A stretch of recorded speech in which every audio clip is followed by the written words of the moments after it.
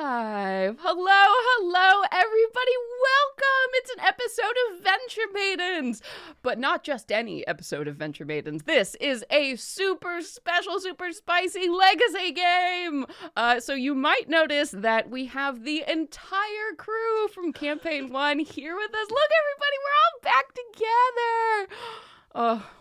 Oh my gosh, I'm so excited. I'm basking. I'm basking in this moment. A reunion game. I love it. Yes. So for those of you who don't know what's going on, hey, we're the Venture Maidens. We're a D&D actual play 5th edition podcast. Very recently, we just wrapped up Campaign 1 of our show, which took us about 5 years to complete. So all these wonderful people you see here, including our darling Brittany, were a part of that campaign. And since then, we have started Campaign 2. We've gone on about 7 episodes now in that, but Brittany was not joining us as a cast member for that. So we are so excited to be picking back up, revisiting the events of Campaign 1, which happened 10 years before the beginning of Campaign 2. So that is what we are doing. This is our first official legacy game. So this game is taking place 3 months after the finale of Campaign 1. So that should be said, hey, there's going to be a lot of fucking spoilers in this campaign. If you do not want spoilers for Campaign 1, do not listen to this episode. Don't say I didn't warn you. Don't listen if you don't want spoilers, because we were absolutely spoiling everything tonight. Yes. I should also say, hey, this is a very adult stream. We swear a lot and curse a lot, and it's awesome. We're fucking rad. No content warning specifically for tonight's game, other than the spoiler warning. Did you get that? I don't want people coming to me and saying spoiler what. So anyway, let's dive in. Let's dig in. Hey everybody, my name is Celeste Konowich, and tonight I will be your dungeon master. Ooh. I'm Brittany Quintero. I'm going to be playing your Moon Elf Warlock, Arrnodel Thill. I'm Katie. I'm going to be playing Fera, your Tiefling Sorcerer. And I'm Nassim. I'm playing your human monk, Sawyeh. Yes. And I am Sage. Oh, I didn't think of an adjective. I'm such a fool. Oh no. No, especially in vocal warm-ups. Oh no. Especially now because it's different. Car is so different now. Think of something that starts with a P. Your palatial paladin and barbarian. Good, yeah, expansive. Oh my gosh! Hey, everybody! Oh, look, people in chat saying they started watching Campaign 1 and we were little babies. We were little babies when we started this a million years ago, almost 6 years now, which is just buck wild. So thank you all so much for being here. We wouldn't be here or able to do legacy games like this without you. So. This is rad. Shit. How you guys feeling? How's everybody? How y'all doing? I'm hype as fuck. I'm excited. Very hype, very nervy, full of butterflies and wine. Yay! I could not have said it better myself. Yeah. So we're also level 18 too. So I feel think so that's powerful. the highest level I've ever been. yeah, I don't think I've ever played to that level as a player. I don't know if I've ever ran a campaign for players this high level, so I don't know. I honestly can't remember if we reached 19 in the first game I ever played. I feel like we reached 19, but maybe we so did. Long ago. That was 3.5 though when you went to level 30, so it didn't mean as much to be level. I guess so. This is wild. 2 more levels and that's it. We can't level anymore. So, you know. Look at these hype trains going Yay! on. Oh my god, thank you. You all rock. Oh, we're so thrilled to be here. Oh Yes. man. Cheers. I have champagne, to celebrate. Ooh. So Champagne. Oh yes. oh, all right. Shit. But I guess we should get into it. You ready? You ready? Let's dive in. Don't make us do a recap. I was thinking about making you do a recap, and I was like, that was probably a terrible. So some of the last 6 years. Yeah. Okay. No, not the last 6 years. This is only. Okay. Here we go. We're gonna do it. We're starting. Our story begins 3 months from that day. That day when you were all left standing in that cavern where the Elysium Keep used to be. You had just been expelled from this demi-plane where you had made a decision that changed the entire world. You had cut the threads of fate, destroyed the weave that bound mortals to the gods, and in one fell swoop, you had changed everything forever. And when last we left you, you were standing there in that moment with Rem, just wondering what to do next. So flash forward 3 months now, our scene begins, the camera opens on Fera, who is currently in a restaurant in Chasiana. But Fera, I mean, let's start, what do we see? Are there any changes, like, to Fera's look? Remind us, like, what's going on with Fera now? Yeah, time has been kind to Fera. Sure, she's been moving all over the place, doing the Serena's bidding to kind of suck up for the chaos that they unleash on the world and to keep in good standing. What can you do? But through that time, the things that she's been doing, the schmoozing and the politics that she's been getting involved with to stay on the Serena's good side and to help her keep order. She has found, some friends in high places who are, happy to give a gift or two. So Fera, who normally is wearing like very nondescript baggy clothing, is looking quite flashy. Her hair is like perfectly flipped to the side, but she's just got tons of gold rings adorning her ears, like this insane like body chain gold necklace with just sparkling topazes on them, and this huge fur coat just draped under over her shoulders, and she's just got her typical fuck you boots on that she kind of took on the moment that she decided that she was in charge, even though she's not anymore. And some sparkly gold pants. She does not know how to blend in anymore. Right. Yeah. And I think you look with a demigod. with a demigod. Wow. So I think, yeah, Fera, you probably look a little bit out of place in this restaurant, which is, it's not exactly like run down, but it's a little divey. It's got the vibes of this building has been here for a very, very long time. Bucatini is a beloved institution in Chasiana, both for, its Italian themed cuisine, but also, the family who runs it, they really do have a lot of connections across the plains, and you and Chess have found them helpful from time to time, organizing some things. If something needs to be done quietly, or they're always the people you go to. So right now you're standing in, if you imagine like these, old world family Italian restaurants with like the red brick and, the fading like tapestries and like potted plants kind of hanging all around, like from the ceilings, lots of wine bottles that have candles in them, so everything is cast in this very warm glow.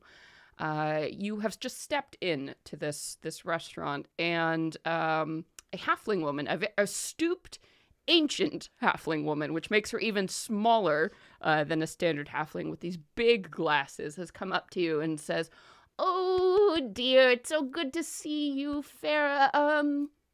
You want a table out here or a table?" And she indicates with her fingers to the back. We'll take one in the back. Thank you so much. Very good. Anything I should watch out for?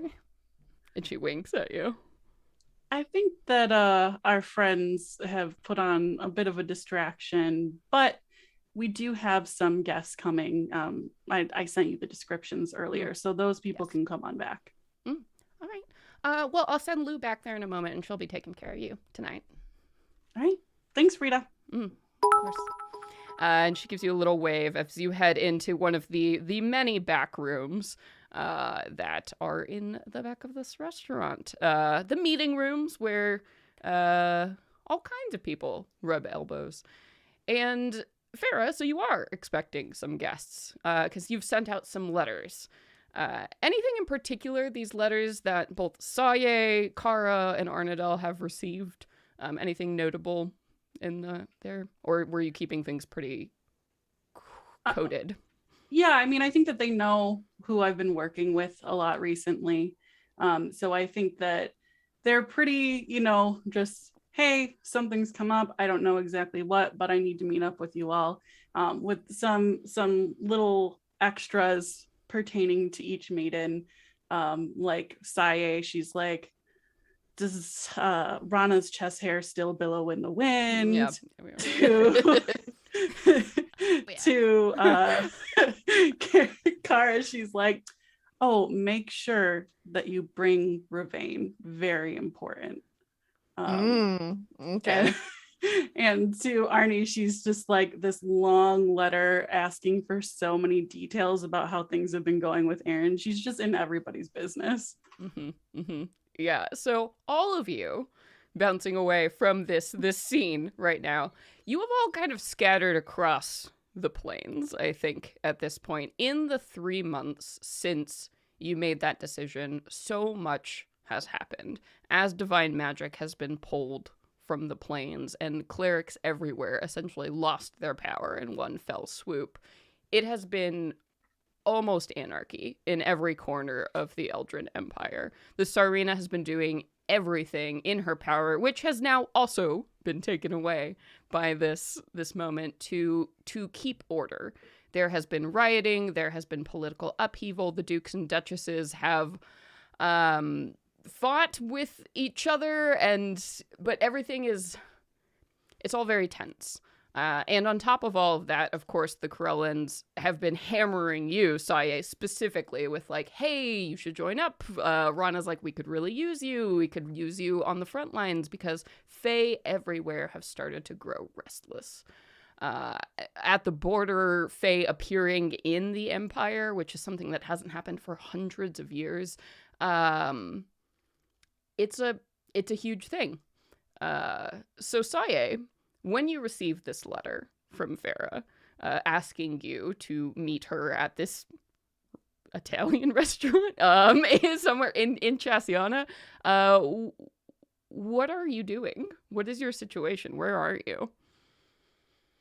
I imagine she's been spending a lot of time with Rana, being her main connection out there, and probably having just come back from assisting with local, I don't know, infestations of Fae, little uprisings here and there, whispers of Fae around the borders, things like that, trying to do some reconnaissance and basically inform the other Corellans of the kinds of forces they're dealing with, but not very high stakes at the moment. So she feels that it's important that she goes and visits her friend.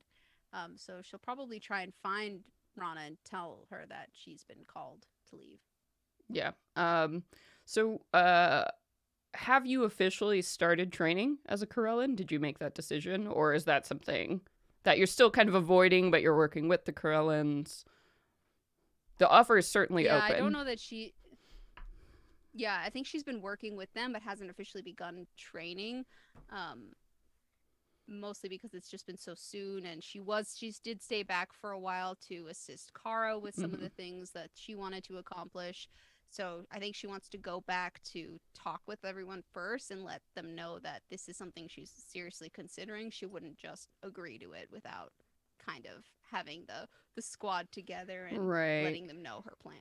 Yeah, I mean, it's been, it's only, the last 3 months have felt like such a race. It's like everywhere, you're just running around spraying like disasters, like fires are just popping up all over the place. And again, yes, the Corellans are definitely like, hey, whenever you're ready, like to start training. And it's been like, okay, like, guys. So whenever that does officially start up, basically you'll have to be in Ashtar and committed to that for quite a bit of time. It's very labor intensive, very similar to like Jedi Padawan sort of situation. So you're going to basically be paired up with a Corellan and like learning for years and years before you can come into that. So yeah. So you're on like the border of the Feywalk jungles when you received this letter? Yes, yeah, camping out. Okay. And how do you feel about it? Well, she's excited for a reason to go back and Mhm. see folks, and she really hopes that everyone comes, Mhm. because she does have big news to share that she wants to join them and start her training and evolve with her fighting and her talents and help more people. And she thinks that would be a big help for Kara in the long run too. So, she wants to move forward with it and wants to share that with everyone. Yeah. And Arrnodel, when you receive this letter asking you about your relationship status and like what you're doing, I imagine, so immediately after we had kind of talked about where Arrnodel went, and I think you also, like Sawyeh, got Kara kind of set up and, was like, hey, I'll be able to help you do whatever, to assist. And then that's when the Raven Queen started really talking to you quite a bit. All of a sudden, there was that long period where it was really hard for her to get in contact with you, but now it's like phone calls every day saying like, hey, I need you to go do this for me, or talk to this person, or did you know that there's a cult that's doing this? In particular, a cult dedicated to Dendar has become really problematic and started giving you a very hard time considering your history with them. So I imagine you have had quite a bit on your plate personally. And then on top of that, the relationship, which I don't think I think was left hanging in the air. So what's going on with Arrnodel right now and all those fronts? And where are you when you received this letter? Oh boy. Well. So one question I had where you were explaining, when you mean Dendar's giving you, do you mean the collective you or me specifically a hard time?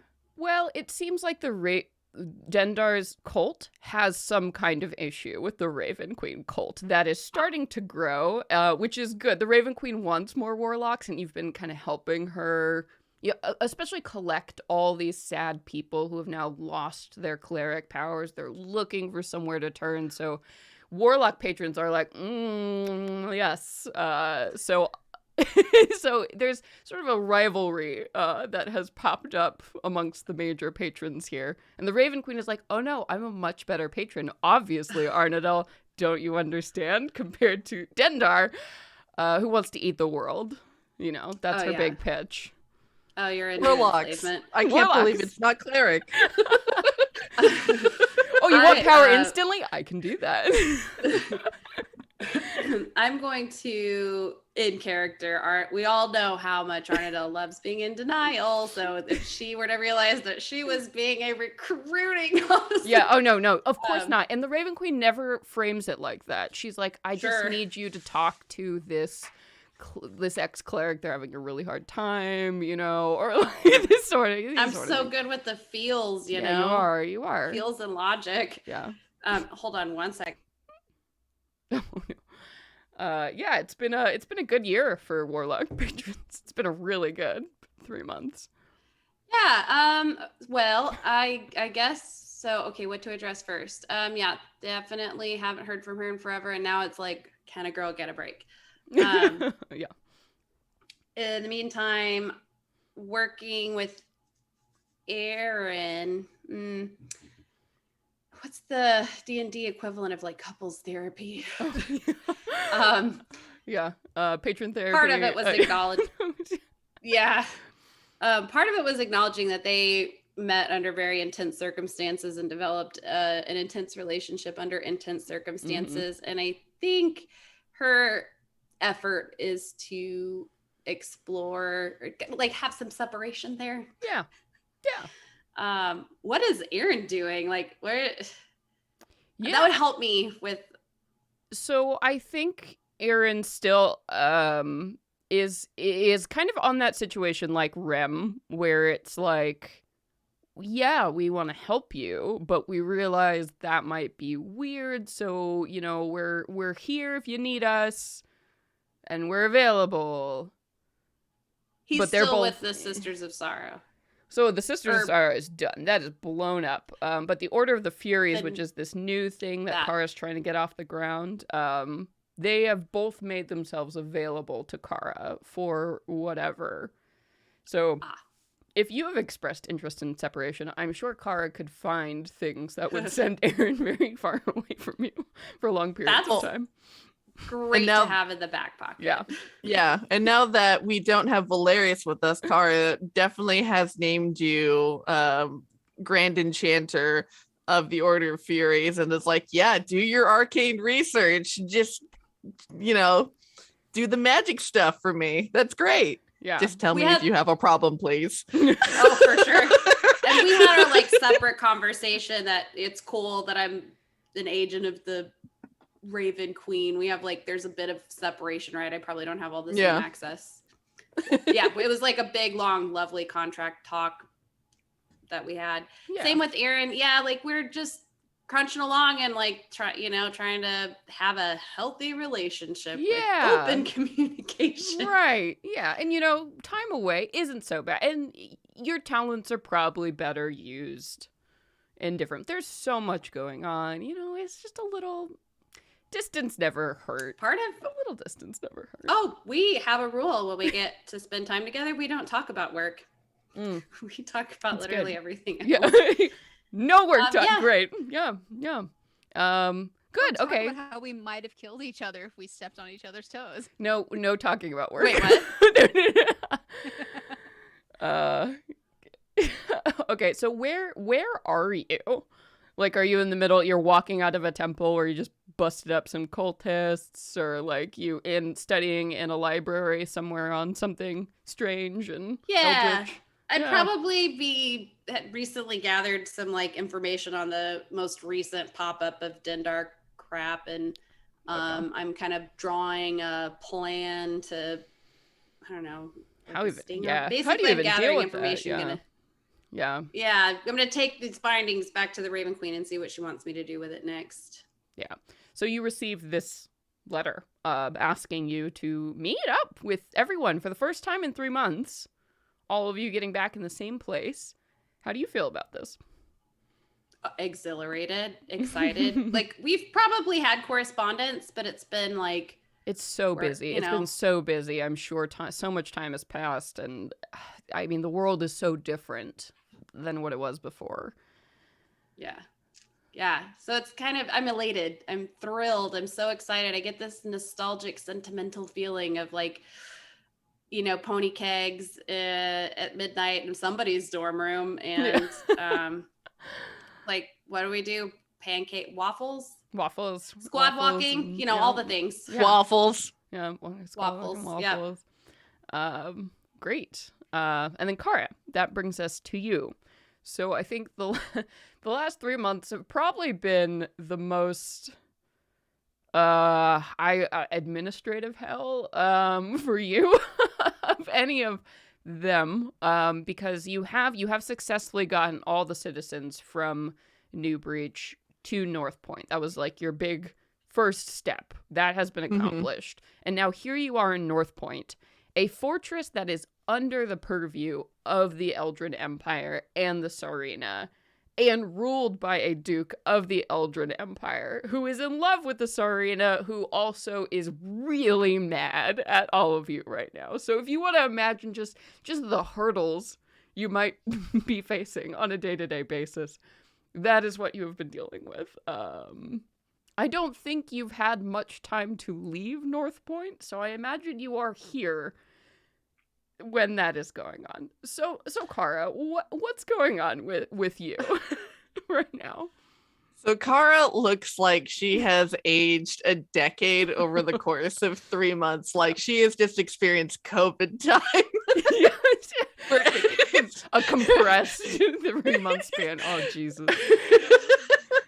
And so her hair is and being in such a dry, deserty area, her hair is just this frizzled mess. She has not bothered to even try to brush it because there's just so much dirt from all the wind that's constantly blowing it around. And she now has this like one big white streak at the front of her hair, and she has got this big full beard that is just like basically now just one with hair. and I think in the beginning of after like everything had just happened, like her and Ravane would just say like 2-word sentences to each other, like the absolute painful bare minimum of communication, and just slowly by slowly just having to go to endure trial after trial together have just like slowly like now we're up to 5 words. Yeah, we're up to 5. And yeah, I mean, Isolde in particular has been doing her damnedest to try and repair the relationship going on. That's something Fera, Isolde, and Chess have specifically been doing. Basically, they are constantly going back and forth from North Point to Phelan, doing everything they can, damage control. So as Isolde specifically has been working, because she is related to the Saryna, the closest to her ear, like, hey, listen, this is probably a good thing. I know you're upset. I'm also upset about losing my powers. I understand. So it's... Yeah.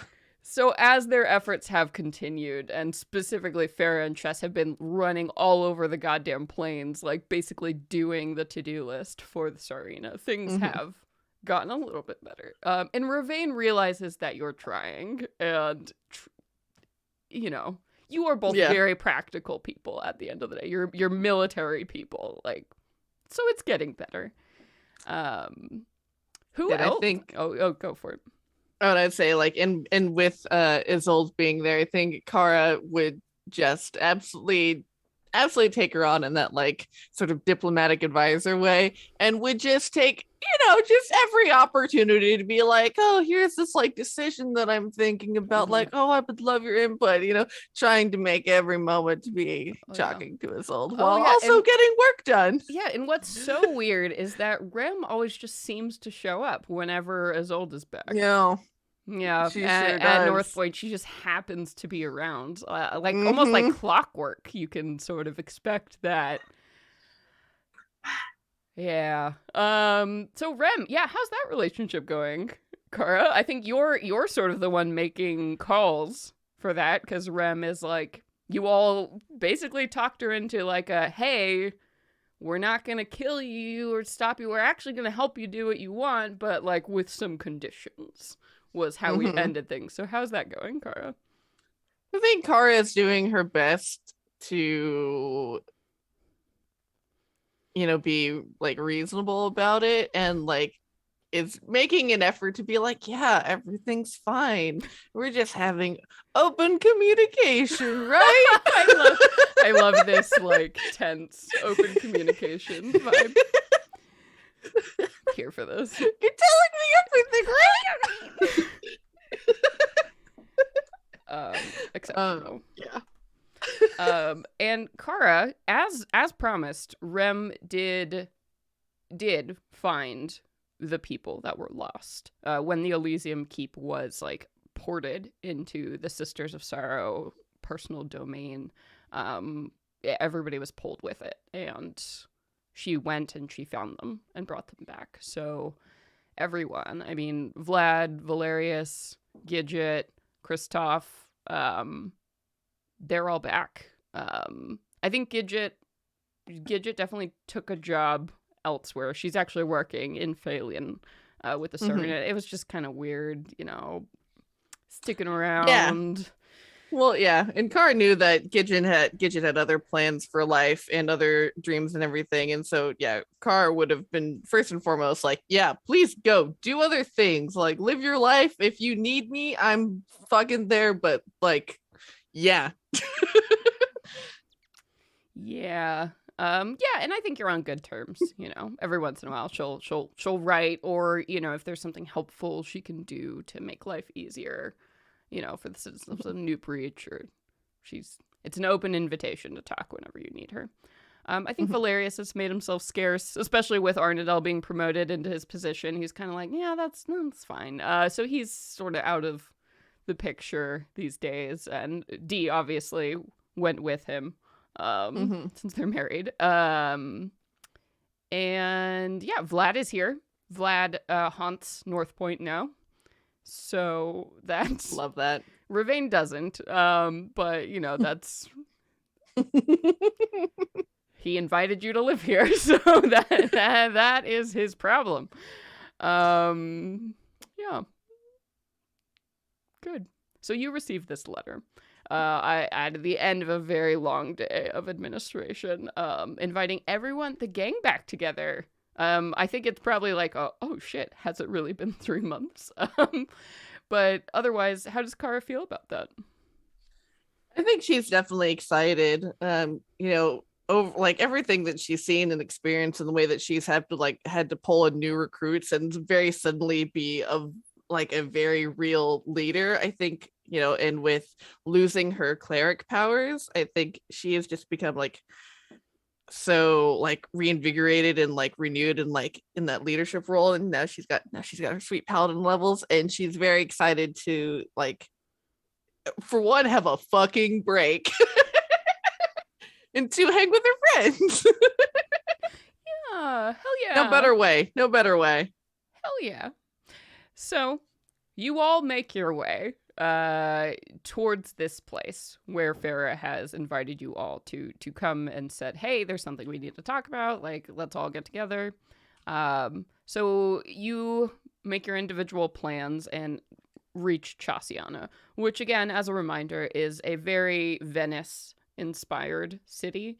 There are, you know, these flowing rivers that just bisect everything. So lots of gondolas and beautiful ships. This very sprawling Mediterranean climate. It's a gorgeous city full of art and culture, food and wine. And as you all arrive individually by your own means, there seems to be quite the happening going on in this district of the city where this restaurant is located. It's like all of a sudden a pop-up carnival event has occurred in the city. So people are just complete debauchery, drunkenness through the streets, wearing masks, lots of music, performers.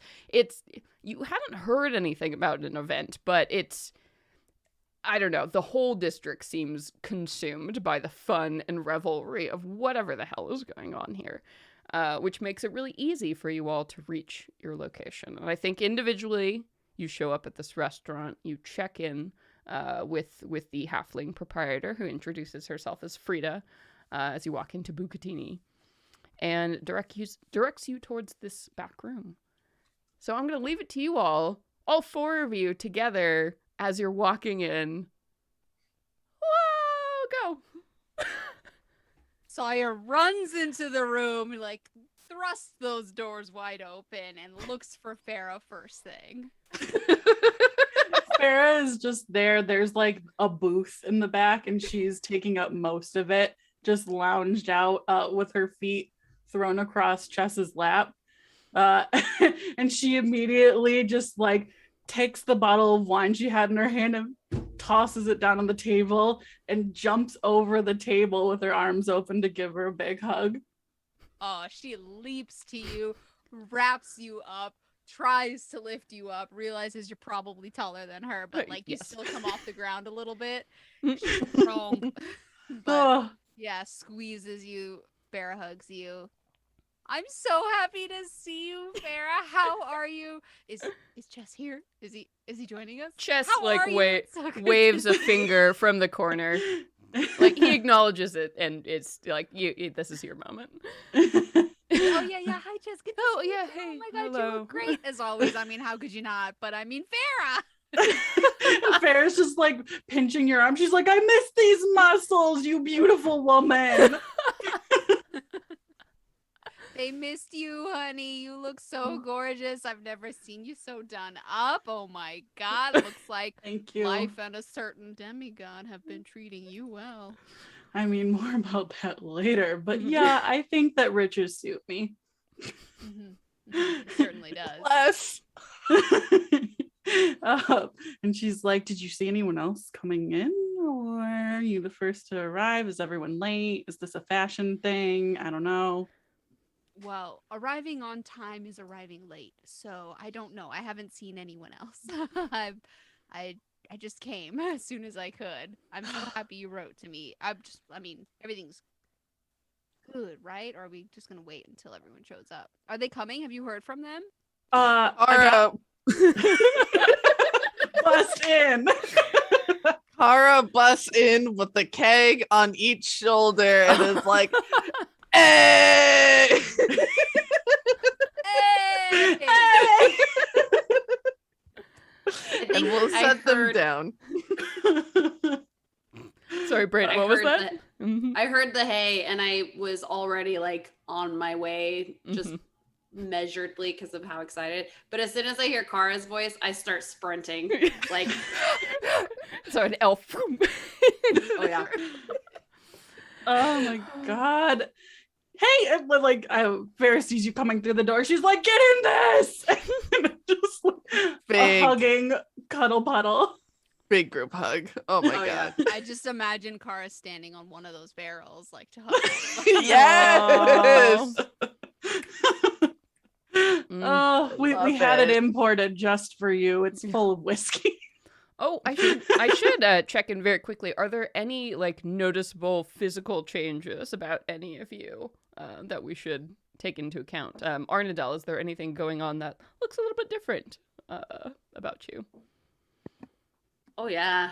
I think probably spending so much time in the Raven Queen's realm, I'm definitely like very ashen. Yeah. Like she doesn't notice it, but yeah, the you know, blue her has mind just looks the drained same. to like the blue tint you've gone full like paper white. I think at this point, when you look at like the Shadowkai, like that has started to happen to you, spending so much time in the Shadowfell. Definitely more gothy looking, but in her mind, she's the same. She's just like, ooh, like goofy and excited. Anything about Sawyeh that's noticeably different? Her hair is down. She's Whoa. Rana Whoa. taught her the ways of the blow. The way of the box. billow. Yeah. Yeah, so her hair is down and she wants to feel the wind in her hair. She's like, I get why you do this. It feels amazing. Yeah, I so think pretty much just that. Her hair is down. Yeah, he probably would have also taught you that cantrip that he uses just to constantly like look tussled. Like why not? You're an elemental monk. Concentration Like, lasts for 24 hours. Yeah, just just every morning when you wake up, ooh, yeah, it's so fresh. She's one that they're really about playing up their elements. So Oh, she's yeah. like, I mean, I get it, I do that. So sure, let's do it a little more. Yeah. Like the little tips of her hair are ombre a little bit lighter to look like flames. Ooh. Oh my god. You have let loose and I'm Whoa. loving it. Sawyeh got hot. Whoa.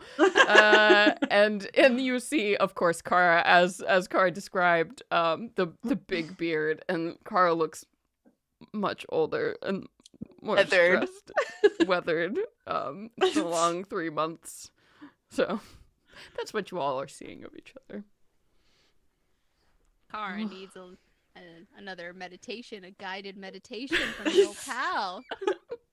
That helped a lot. And she says, you know what? I'll take it. I keep trying to get Isolde to run away to Wish with me, but, there's just always something to do. And Rem's always there. Are you serious still? I thought She it was never- going to be a... I don't think she ever actually leaves. I'll be honest. Just kind of That's fucking disappears creepy. sometimes. we did say you better be around, but good lord. Little literal. Yeah. Arnie, I see you've been getting some moon. You're very paler than I remember. Oh, really? I haven't. I'm sure you guys have all been busy. I haven't really had a chance to look in a mirror very often. I suppose I've been hanging out with the Raven Queen a lot. Oh. Yeah, So she's been keeping me on my toes. I probably am starting to like kind of adapt to being in her realm. But you guys all look amazing. Like Kara, you've been busy too. Not in a bad way. I don't mean that in a bad way. You look the fiercest of the warriors. Oh man. Take your time. No, I'm just imagining her. It's amazing, but please continue.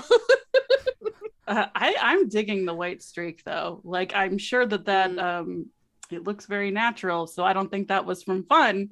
Like a midnight bleach party when you're drunk, you know, it happens. Yeah, but- Ravain's not too good at that. Oh yeah, Ravain Where is is here. he, by the way? Oh, he's yes. sulking around like a sad puppy, I'm sure. Oh, yes. he's gonna be real happy. Ravain is here because at your request specifically, Fera, he's like, okay. So he is currently in the front room, I think, talking to Frida. She seems to like him and kind of trapped him in a conversation a little bit. And he's so polite and just so charming. So he's still doing that, and he's like, "Oh, I'll let you all catch up. I'll yeah, go ahead." And Frida had, you know, leaned her like grandma hand and was like, "Okay."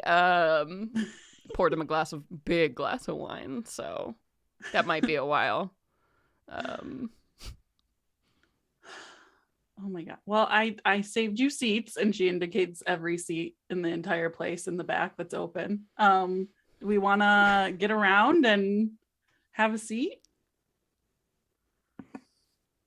Oh yeah, immediately pop right down, bust open that keg, pour a big glass, and just spreads her little legs as far as they can possibly reach, and it just has her arms all the way stretched out in just this gesture of just pure relaxation that you know has just been so pent up.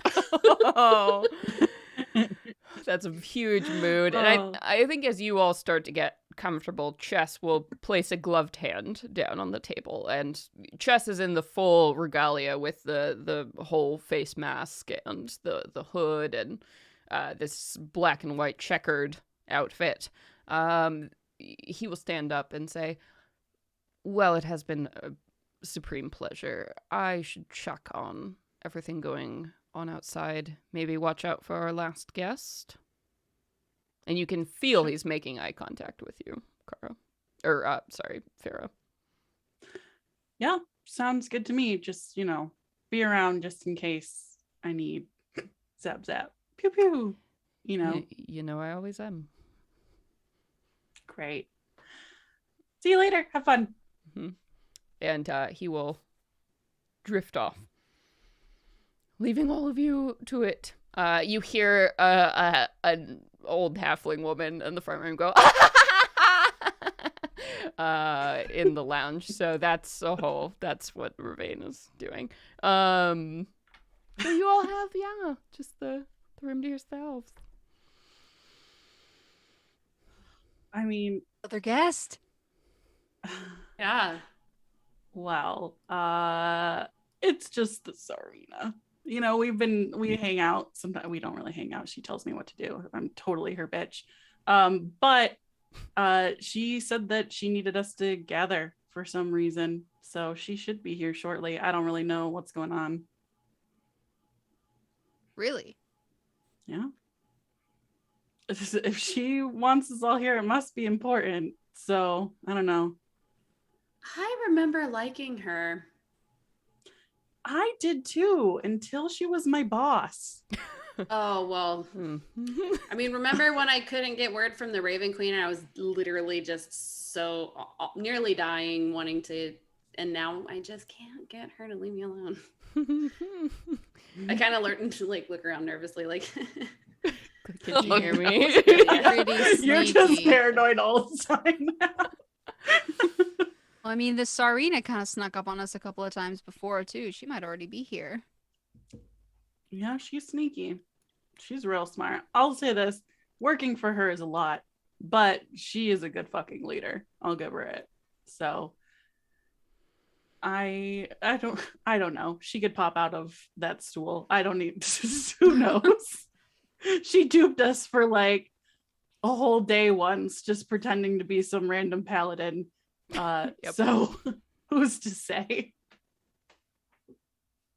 So you don't know anything about why we're meeting here? Nope. I was just told gather the gang, sent out some letters. I asked for Ravain to come because I am deeply invested in this romance between them. I mean, there's romance between them. Secret romance. And I wanted a treat for myself, so I will sit back and enjoy that interaction, and then get our next assignment. Oh, about Rana. Yeah, yes. detail. Yes. Yes, it does. Just constantly It's incredible. billowing. It never stops. Even when he sleeps. Oh. I can show you how now. I mean, he showed me, and it's kind of amazing. If you have any body hair you want to rustle constantly in the wind. I'll grow some out, and we can do it at our next sleepover. Little magic trade-off. Mm. And Aaron, how's that going? I'm gonna get Arrnodel a refill nearly- real quick. You all chat about that. Is that going and all, or is it Yeah, it's a rebuilding process. It's only been 3 months. I'm writing in my journal a lot about letting certain things go, not holding on to bitterness. But we have made some headways. We agreed to not talk about work while we're spending time together, since that was kind of a big issue. It's okay. I wanted to give it a try outside of the circumstances that we met. So it's nice. We're kind of like getting to know each other a bit. So it's all right. We'll see. sounds healthy? Well, I mean, I'm sure it's better now without having that awful doom prophecy hanging over your heads. Oh, yeah. I think honestly, too, him spending. Wait, his sister survived, right? Sorry to be out. Yes, she's fine. Okay. She is well. Okay, so yeah, and I think there's a big weight off of his shoulders that he's not kind of like doomsday prepping for his sister's well-being. We all have a lot of traumas that we're working through individually. And yeah, part of that process is maybe we'll end up continuing our paths together, but at least it won't be, if we do end up splitting, it won't be for like such intense reasons. I think it was good. It was worth a shot to try under better things. Well, it's very impressive that you're working through that. It's very admirable too, Arnie. Oh, Whether thank. you I mean, make it or not, I mean, it's worth a shot, and not everyone is willing to go through that, especially after what the both of you have been through together. Oh well, it's my first relationship. I've read a lot of books about how those are usually the worst, and it'd be pretty cool to not. Honestly, my first worst relationship was with Dendar. She like laughs kind of nervously. She's like, I know. So that's but yeah, I figured. Yeah.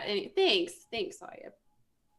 Yeah. And she Quickly like, moving on builds to the more. next gossip, Sawyeh wants to know, but what's it like being around Rem all the time? Like, speaking of trauma, like, I don't know. I know we decided to work with her at the end there, but I just don't know how you could be around her this much. Kari just closes her eyes and shakes her head subtly, like lets out this long, heavy sigh. She's like, yeah, it's like I said, she's always around. And it's like, I know we paid you to be a creep, but could you be a creep somewhere else? Like you gotta go out and creep to get the good intel. Yeah. But I guess not, because I've got demigod powers. And she like waves her hand sarcastically. I just, Oh, I mean, no. no, they're fine. They're fine. They're cool. You know, as long as they're not causing me trouble that I have to clean up, I don't really give a shit. But it's like, I don't know. Maybe I should just give up on Isolde. Give up. Wait, so things haven't really moved on? No, I mean, you know, with Rem always there, that's a little bit of a damper when you're trying to get to know someone and there's just someone who's just leaning on the bar 15 feet away. You're the boss bitch now. Send her away. Have your moment. Listen, if you need some books, I have so many downright dirty tricks that you could do to get Isolde alone. It'll be hot. No, you don't want to trick the person you're interested in. Fera? She What? shoved Rem Just you. likes that. I'm mad about this. Can't Rem have an iota of respect? Like, didn't Rem bail on the whole situation? It was quite a traumatic situation for Isolde. It left. Well, Isolde yeah, I in- think that's why they're not like any hot thing either, as far as I've seen. You know, I mean, I don't know, she kind of just shrugs, but That's not you know. okay. Mm-mm. I could, you know, like the Raven Queen's her cousin. I could. You I what, don't put a know. hit out? No, but the Raven, you know, they're related. There's maybe there's something that Rem can do in the Raven Queen's realm. I mean, Apply some familial pressure. you still have a potion Yeah. that'll basically paralyze Rem for a limited amount of time that you never used. Oh yeah, that one potion. We never used that. No. Oh no, we didn't. Because have y'all to, decided to huh? play nice. Well, you know, I kind of slip it out of my bag, and I'm like, Just kept this on my hand it over. Like, So- "Yeah, Just you carry want that it, with I'll you. just-" Yeah. Yes, I do. Do you know what?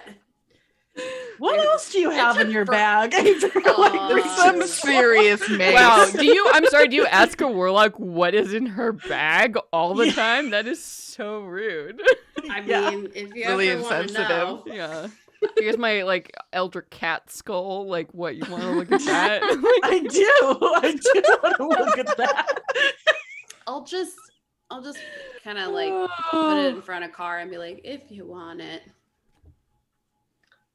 I mean, listen, if we were gonna do bad things to Rem, I think that it would have been if we decided to go another way. At this point, I don't think using that because you don't want her to have your girl is really a cash money thing to do. I think you should love just the- keep it on your bookshelf, like in I lo- clear sight. I love the idea I of don't know Fera that Rem's spreading above cash that. money.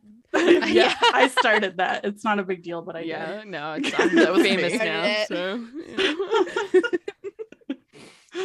So, Fuck Tara- demigods get money, am I right? Clearly. No, Cara will pick it up and she'll give it like a little shake and she'll say, I know Rem is planning for my death. So, you know, while I'm not going to use this to try and get the girl, I think it would be better for me to be able to hang on to this. I wouldn't put past Rem, so insurance.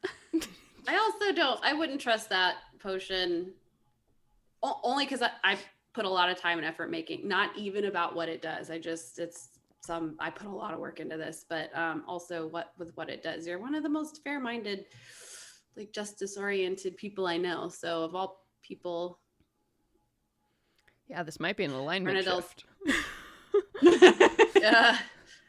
well, I mean, that's for you because I don't like what Rem's doing with.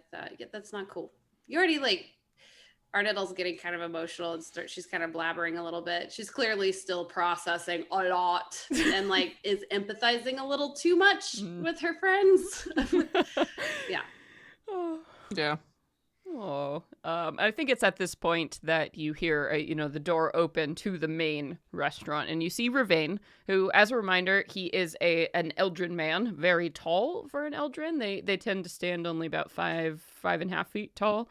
Ravain stands a solid 6 feet or so. Chestnut brown hair, sort of a brown cast to his skin as well, and the hazel eyes.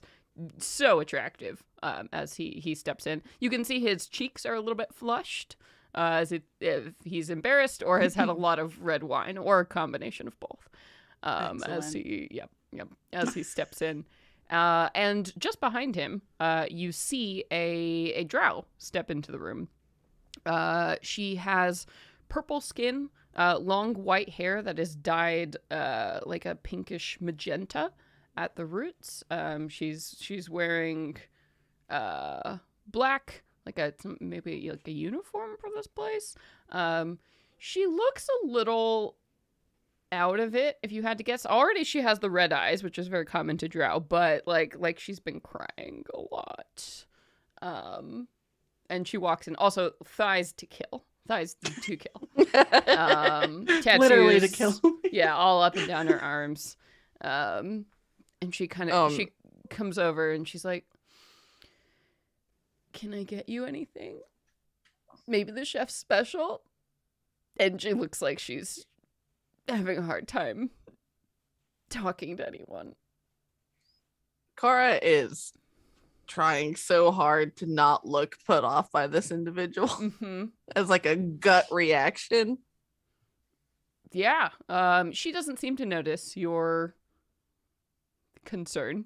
She seems pretty wrapped up in like her pad that she has ready to go to like take your orders, and is really fixated on that. Fera picks up the menu and kind of looks it over really quick, and she's like, I'll take mom's balls, I guess. And the drow is like, "That's a really good choice."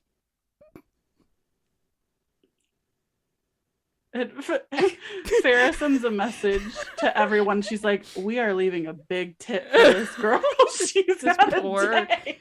Yeah, she looks like she is miserable. Whatever has been happening, she's not look good. Wait, this person walked in with Ravain or from the kitchen? Like kind of from the kitchen, like behind him. So I imagine there's like this front room. It's like a greeting sort of lounge room. And off somewhere to the left is like the long kitchen and stuff. So they can come in and out of these doors. And you all are seated at the very back of the main room. Okay. Just feeling protective of Kara. She just kind of like squares up and is like, "Just a water for me, thank you." And You're muted. Oh, you're muted. Yeah, and she looks up at you for the first time, making eye contact, and it's like an expression of, "Oh, seriously?" and like kind of flicks down at the menu and is like, "We really do have the best food around, so that would be a mistake, but I guess if you want that." Like, in all seriousness, not even like sassy, like true earnest, like, "Oh my god, I can't believe you are like judging our food in that way." The food. Yeah. Yeah. Well, I'm here for my friends, so just water is good for me. She nods and you can hear her scratch water on the pad. You hear the W, line.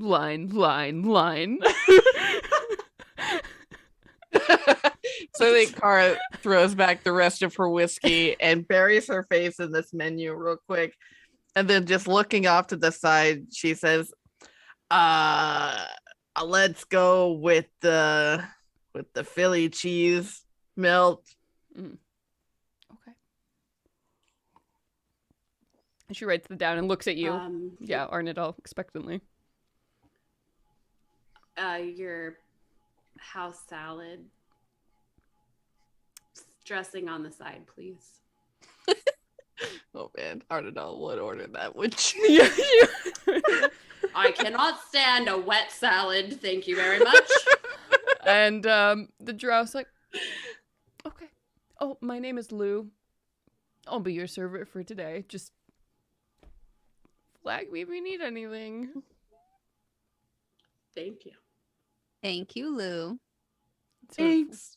wanders back towards the kitchen. And Ravain's like, did you say something to her? She looks miserable.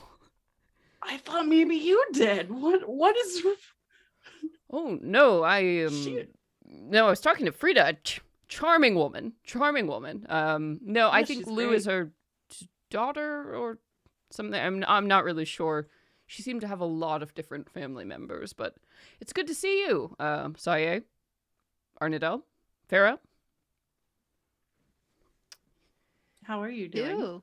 Oh, I'm, well, I,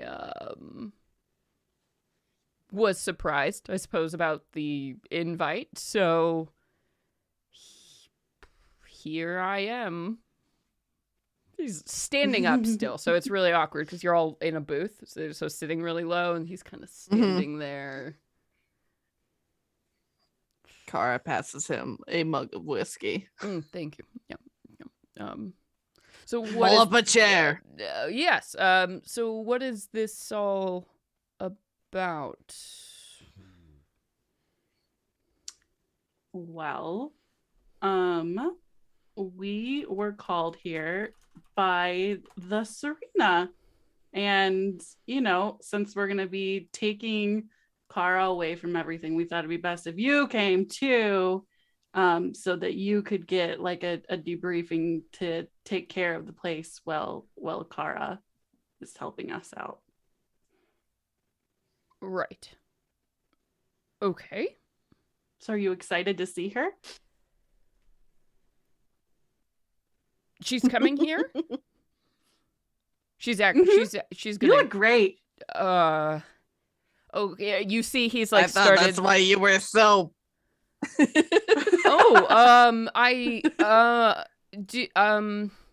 She's coming here. I mean, I haven't seen her in with you, and points at Kara, and you, and this place, and kind of points down at the bar. She's gonna. Okay. Oh, this is exactly what I wanted. Yeah, great.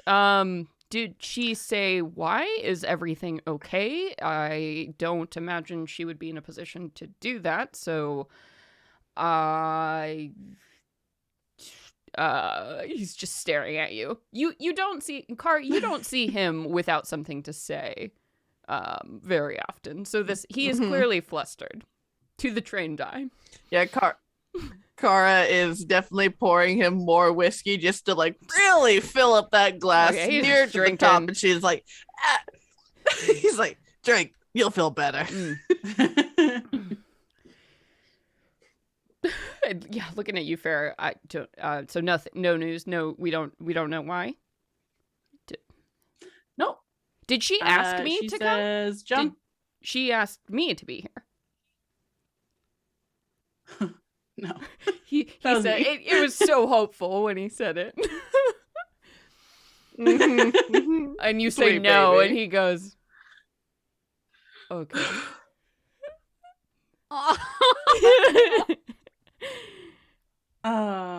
Consider this a favor from me to you. Right. You guys are my OTP. Big fan. He looks at you like he doesn't know what that. Okay.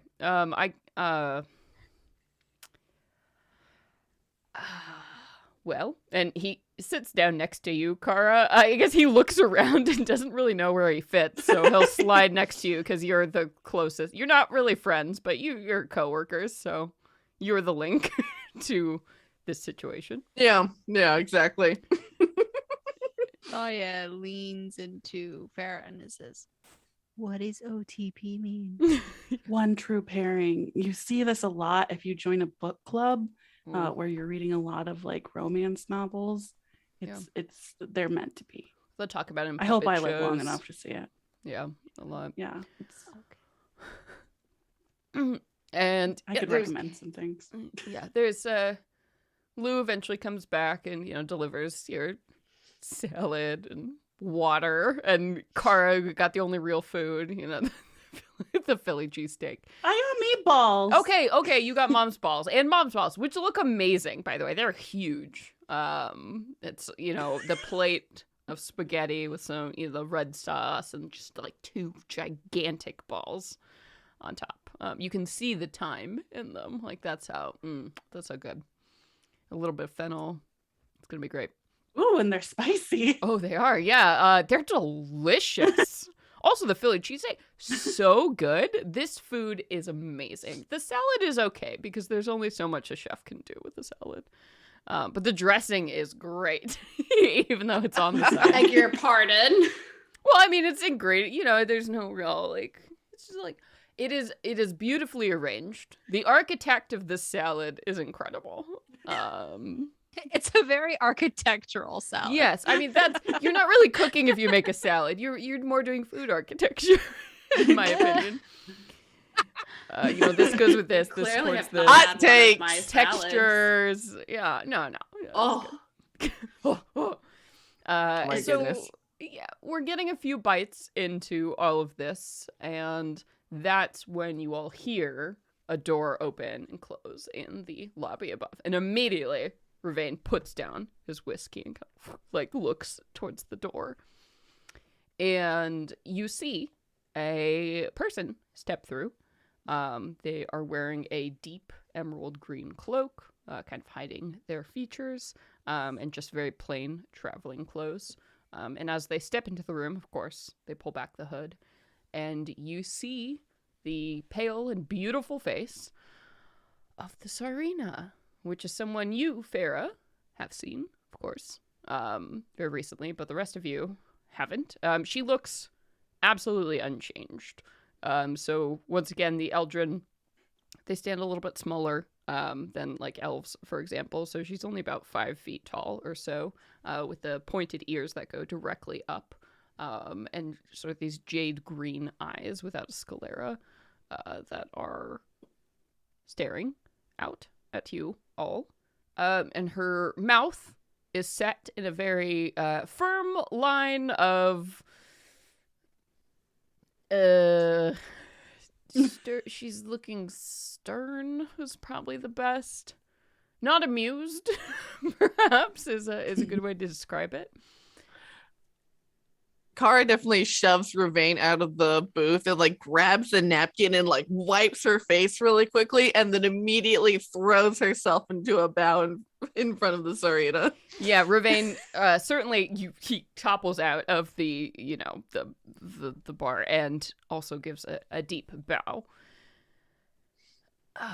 And she waves a hand no need for any of that, and she says, "Well, it's been quite a while. Thank you all for meeting me here." What's the big surprise? Oh, we just want to get right to it. And she sort of waves a hand. I mean, if you two want to talk, we can go for a minute. Oh no, it's and she looks at Ravain almost just noticing he's there, and he's standing there in the corner wide-eyed, and he nods. And she nods at him, and there's a look that passes between them. Why is he here? I'm sorry, why are you here? I did not ask you to be here. And looks at you, Fera. I just thought it would be great since we're taking Kara away for a little bit. If he knew what was going on in case anything happened, it would be for the best. And she just takes her fork and stabs it into the big ball and takes a big bite of food. I see. Power bite. Well, it's good to see you, Ravain. You look well. And he says, "As do you, milady." And there's Fera leans in to the maidens and is like, the tension is everything right now. Sawyeh ball. goes, I know.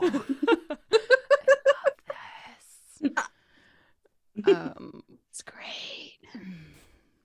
And she continues on and says, as much as I appreciate you being here, perhaps it would be more advantageous if you were to guard the door, she says to Ravane. And he kind of furrows a brow and looks at you, Kara, and at you, Fera, not really sure who is like the authority on who should be making this decision, and then looks back and nods. And I, of course, whatever you need, as always. And he walks out of Bucatini and stands by the door. Harsh. Traveled all this way to guard the door. Oh, I am so having Frida send like champagne and chocolate covered strawberries after we leave. And the Saryna will sort of snap her fingers and, is there any service in this place? And Lou, the drow, will come back out, poke out. Oh, I'm sorry, what? Do you need something?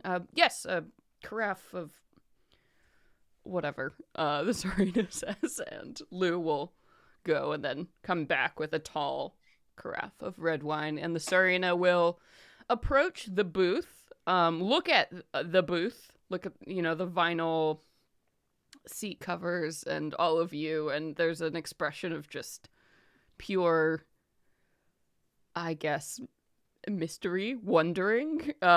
She looks at this setup, and she'll pull over a chair and kind of sit at the end of the table. I didn't pick her for a scooter. That makes sense to me. She's not going to try for the booth. Yeah, when you're the leader of an empire, scooting, on vinyl is a little undermining. And she sits down and waits for the carafe to be delivered in perfect poise and silence this whole time, with her hands folded delicately in front of her until she has this glass and is considering you all. Kara's just shoving this Philly cheesesteak and these curly fries into her face. This is like because she's been living in North Point, where it is just basically a military cuisine. God, yeah. It is like beans and ham and just fucking shit. And this is the best thing she has eaten in 3 goddamn months. And she is just like loving every fucking moment of it. The food is so good. It's so good. And the Saryna doesn't seem to be taking too much of that. Those chili cheese sauces, like going down your face. Oh, into the beard, the flavor saver. And the Saryna, again, she chooses to speak, and it's very much a moment when she does so and says, I've called all of you here not out of pleasantries. I'm sure you all are aware things have been difficult. Getting out here was incredibly difficult, so thank you, Fera, for organizing this. But I must say, I was driven only by pure necessity to speak to all of you, for what I have to impart, I think, concerns you all and your actions directly.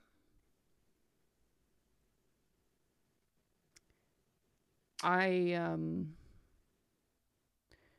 I said, things have been difficult. I have had to build out several different avenues of information and communication, including relying on a friend of yours, Gidget, I believe. She used to work for the Sisters of Sorrow, yes? Yes, as the artificer on staff. Something very concerning has become apparent. I'm sure you all are aware of the situation with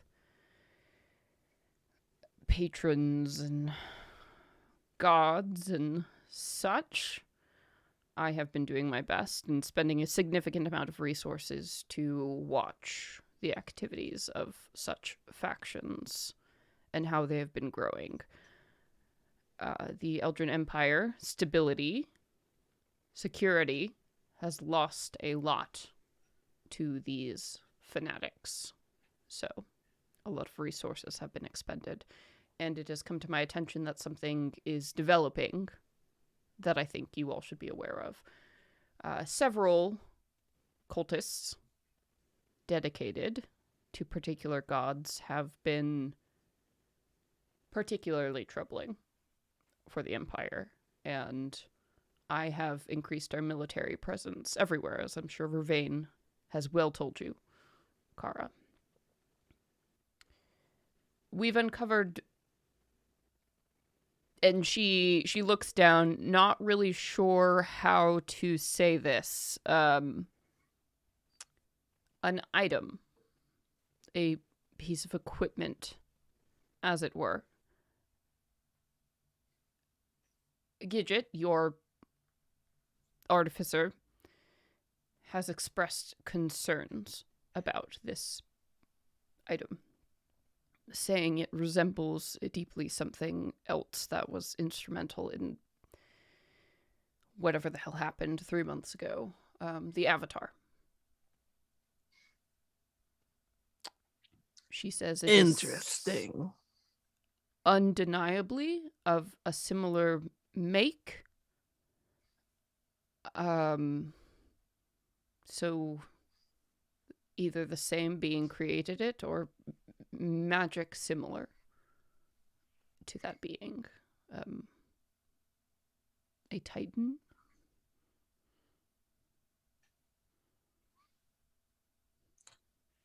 Kara kind of looks off to the side a little bit because she knows that she has specifically placed Minitios on the Wandering Bazaar in the desert so that she can always be in constant motion and in this place where magic is very strange. And she is heavily weighing how much she would like to divulge to the Tsarina currently. So she waits for someone else to speak. Yeah, and the Tsarina is looking expectantly, like maybe the situation was that Gidget had to say something, but didn't say everything, and maybe suggested the Tsarina talk to you all is the situation that is happening. And the Tsarina's eyebrows kind of raise.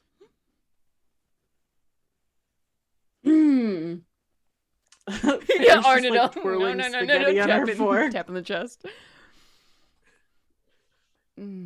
Haven't heard the word Titan in a while.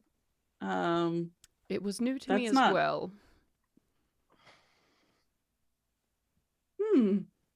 And where was this found?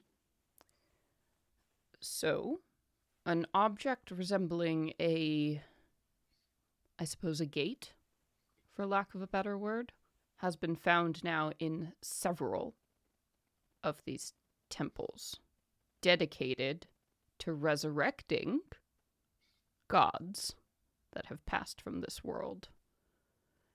Several particularly dangerous institutions.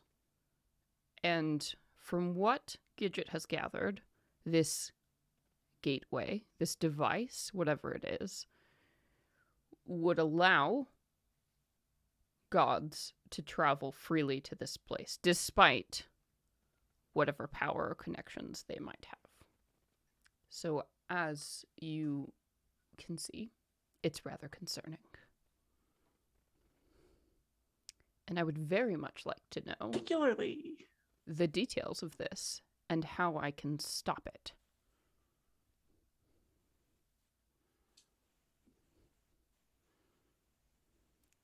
Upon hearing that, I think everybody looks at Kara. Like, definitely upon hearing that Tsarina wants no bullshit straight talk, Kara's like, yes, I can provide that, please and thank you. Oh, thank God. And she will say, we took into our protection the Titan who created the Avatar, the suit that Rem inhabited to destroy the Weave. As far as we know, she is the last of her kind, and we did not want her to perish to the vengeance of the gods. And we felt that she is perhaps the greatest mind that we will ever encounter. And so she is on the Wandering Bazaar in the Kronos Desert. And you think that this Menetius then is the one creating these devices? She says with a measure of violence to that tone. If Gidget says it's the same kind of magic, that is definitely my thoughts.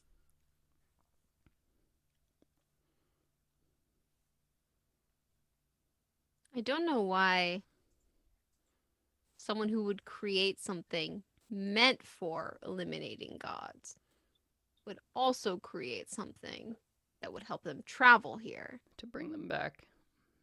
It doesn't seem like it's in Munitius' best interest to be involved in this particular thing.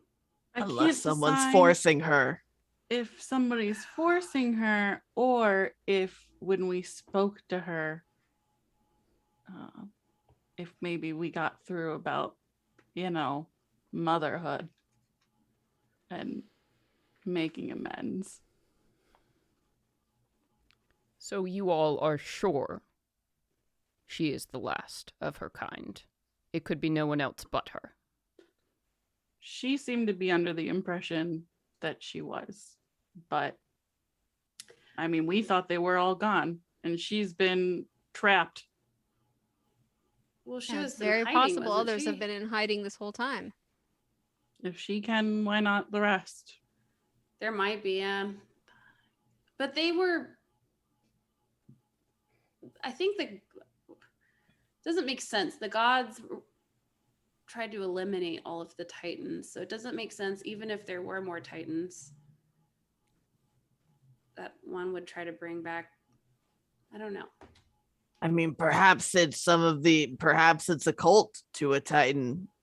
Perhaps some cult has discovered another, or a Titan has taken the point to reaching out. And if they can be aligned with the dark gods that be, it definitely seems in their best interest to take that deal. Mm-hmm. All I right, agree. well, how do I stop it? How do I fight this? She looks at you all earnestly. I only have so many resources, but if gods are going to start coming back and they're going to start being real angry about what happened, that's probably something that concerns the Empire. She says. And me and my ass, because I think we are number one on their hit list. Mm-hmm. Another reason Oh, yeah. I thought you might be interested in helping me, yes. We have some demigods on our side. I can task them with ensuring that, and with what magic we have and with what Arrnodel is capable of, I'm sure we could set up some devices that will pick up when, huge celestial power is, brought into our world, so that we can be prepared, that we can be ready, that we can, go to them and contain them or fight them or figure out what it is that they want. So you think I'd these rather demigods and your resources, you could still fight a god, even in their weakened state. You think that's feasible? I should leave that up to you. Fair, I see you shaking your head now. Hey, I fought one when I was dead, so. Well, I think I personally would prefer stopping their transportation rather than stopping them. That's just a personal preference, but I know we've done a lot. I just still am not at the level where I'm feeling like, yeah, let's fight gods. That's not like a fun afternoon for me.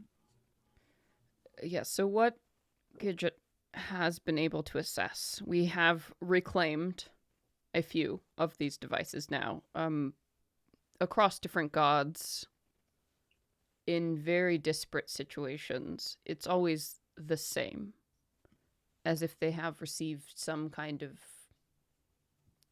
instructions from somewhere. So we've apprehended a few, but there are clearly more out there based on what we have been finding. And from what Gidget understands, these devices allow a god to appear on the material plane for a limited amount of time at their full power, but something about how things have changed, they cannot simply appear and walk around indefinitely. So perhaps, yes, if we can stop these devices, or certainly stop the source of where they're coming from, we might stand a chance. But until we know the architect of this and how all of these people are getting this information, this will be a persistent problem. Yeah, Britt, you were raising your hand? What do you... Kind of. I wanted to ask about doing a history check, but maybe not. Maybe that's not necessary. Probably better if I actually see like one of the things. Oh yeah, are you asking for the witch's sight thing? Oh no, sorry. I just Okay. wanted to let you know, because in case I get to use it, I'm real excited about it. Yeah, I was thinking of like a history check if that would be pertinent to the discussion, but I think it's better if we actually like get on site and I can look at something. Yeah, I think that's pretty new information for you all, and so that's the drop you've all kind of gotten, and at this point you hear the door blows open from the intro, the entryway of this restaurant, and Ravain is there looking at you all wide-eyed and says, I think there's something you have to see outside right now. Okay. Fera's just gonna like slap down like 10 gold for a tip for that poor my God, waitress. that's so much money. And That's scoot her way. She's gonna That's love so it. much. She don't care no more. And just like start butt scooting her way out of the booth and get up. Mm-hmm. Yeah, you all do the same. Mm-hmm. Yeah. Yeah, Ravain is clearly like, come outside. I think Kara and Ravain instinctively take a very defensive position around yes. this arena. Oh yeah, yeah, side by side in the front garden on both sides, because of course she's coming up with you, and you know she has lost all of her powers, and unlike you, Kara, hasn't had a chance to train to restore any of that. So you all are ushered basically outside, and that's when you begin to feel that the ground is shaking just slightly. It's like those moments before an earthquake really starts. Everything is just vibrating just a little bit. And the door you see is open, and as you're looking up into the sky, you see this purple and blue cosmic tapestry of stars, which is strange because you all got here like 4 p.m., 5 p.m., like early dinner afternoon. The sun should be shining, but now the evening sky is here. And all around you in the streets, there are people still reveling, dancing, music is being played, just general debauchery of a party going on around you. Yet up above the sky is wrong. And maybe Kara, it's you. I think you feel something brush against your cheek as you realize a card has fallen from the sky.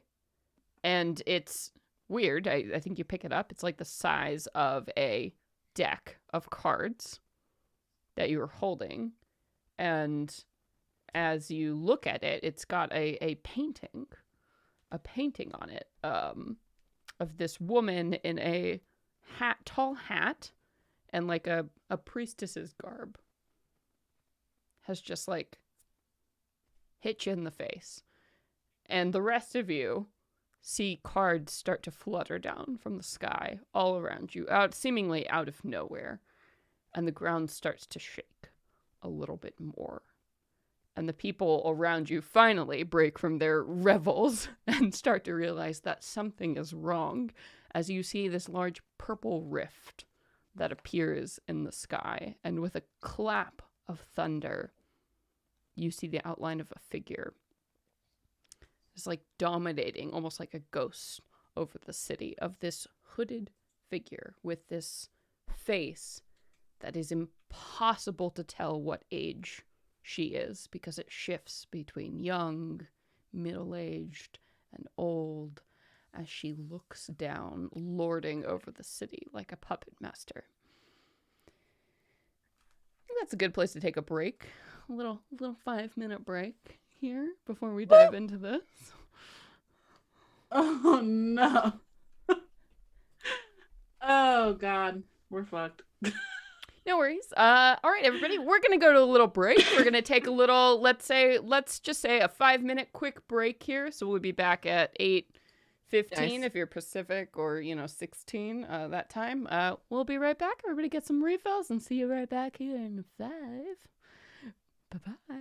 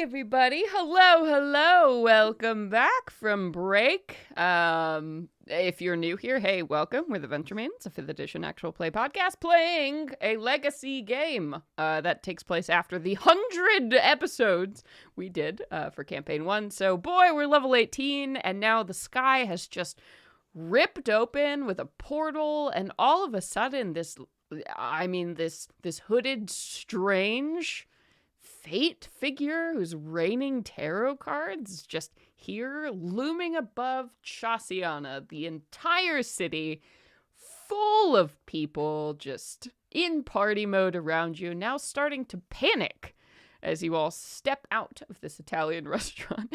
And you see up in the skies above you this figure who is basically the shadowy outline kind of a bust of this ageless woman roars out above the city.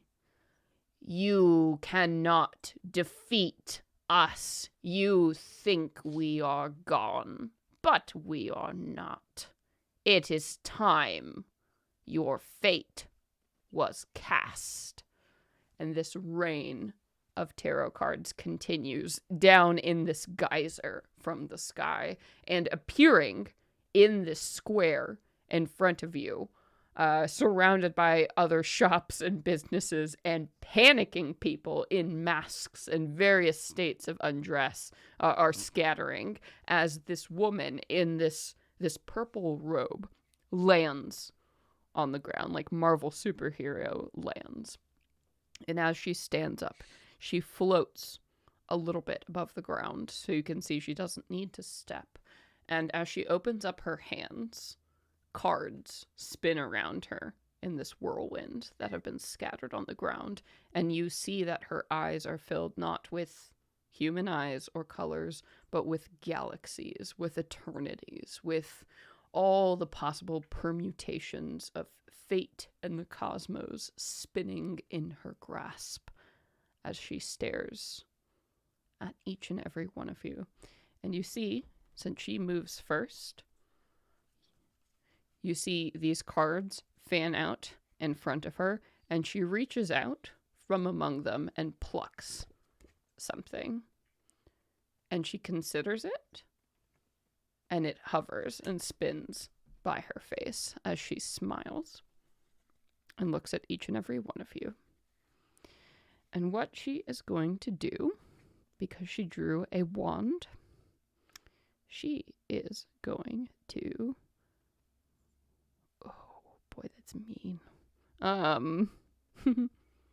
Okay. First of all, she is going to lower a hand and make a slicing motion, and a bunch of these cards that she didn't use are going to flash out towards each and every one of you. So, here we go. Plus 17 to hit. Boom, boom. Let's see. Oh, boy. This is going to be fun. Such high-level combat. So let's start with Sawyeh. So that'll be will a 31 hit you? Yes. Okay. Yeah. I mean, you have anything tricky? I don't know. You're so high level. Maybe you do. Kara's going to use her reaction because there's an enemy who is hitting someone else within 5 feet of me. Yep. To use her reaction to make an attack, as she has the super cool fighting style. Oh yeah, the defender. It's not the. It was a new one from Tasha's. Yes. The Zannies. There we go. Interception. That's what it is. Okay. Interception. Right. So you get to make an attack, but the attack still lands. Oh, sorry. I get to use. Sorry, I get to reduce the damage. I'm thinking of my other thing. All right, never mind. Got you. Are you going to use it to reduce the damage? I can parry, but they still have to hit me. I think so. A 31 is going to hit you, right? You don't have anything to prevent that, Kara. Yeah. Yeah. Okay. So I am going to hit you. So to determine my damage, I'm going to draw 1, 2, 3, 4, 5. Okay. It's not All right. 9 plus 8 is 17 plus 7. So 24 plus 6 is 30. Plus 6 is going to be 36 radiant damage as these cards slice into you like darts. I will parry, or does Kara's thing happen first? It doesn't matter, but she's gonna reduce the damage by 9 for you. Okay. So you managed to raise a shield in time to block about half of these cards that are spinning now like knives into Sawyeh's body. So reduce it by 9, so you will take 24 radiant damage. Okay. Unless you want to use your, you can use your thing too. Okay. All right. Then yeah, I would. My parry is just a superiority die to reduce damage plus 4. Oh shit. That's Okay, so roll it. 6 reduced by 6, so altogether 15 reduced by 15. All right. Nice. So then that's going to be 9 radiant damage. Nice. So you managed to avoid a bunch of these cards, turn to the side and smash them out of the way and deal with that. But just as you all have spent your reactions, I'm assuming to do that, another one is going to be coming at you, Sawyeh, because she is anticipating your moves. Almost like she knows what you're going to do before you do it. Weird. So she's going to roll again. Damn, that's crazy. Oh, damn. Yes, that will be a 39 to hit. Yeah. Well, yeah, That not much I feels- can do about that. Yeah, it feels like that'll be about good. So here we go. So wait, did she get a critical? No, just a 17. That's fine. That's fine. We don't need that. 1. So let's see, 8. And you see she is drawing cards as this is happening. Okay, so 17 plus 13, that's going to be 30, plus 10 will be 40, plus the 10 of swords will be 50 points of damage as that second burst of cards just hammers into you. Just the minute you think you're safe and everything is fine, they come railing towards you at lightning speed. And Kara, as you are helping out Sawyeh, another one of these bursts is coming right in your direction. She doesn't seem particularly pleased with that. But that will only be a 7 plus. Plus 17, so 24? Is that going to hit Kara? Yeah, that does it. Okay. Here we go. She draws 5 more cards. 1. Okay, king. So 12 plus 7, 19. Plus 11. So 30. Plus 8 is 38. Plus the ace. Uh-oh. So that becomes critical damage. So that's going to be 60 points of damage. As she fires off another bolt of these cards towards you. This is radiant damage. Nice. All right.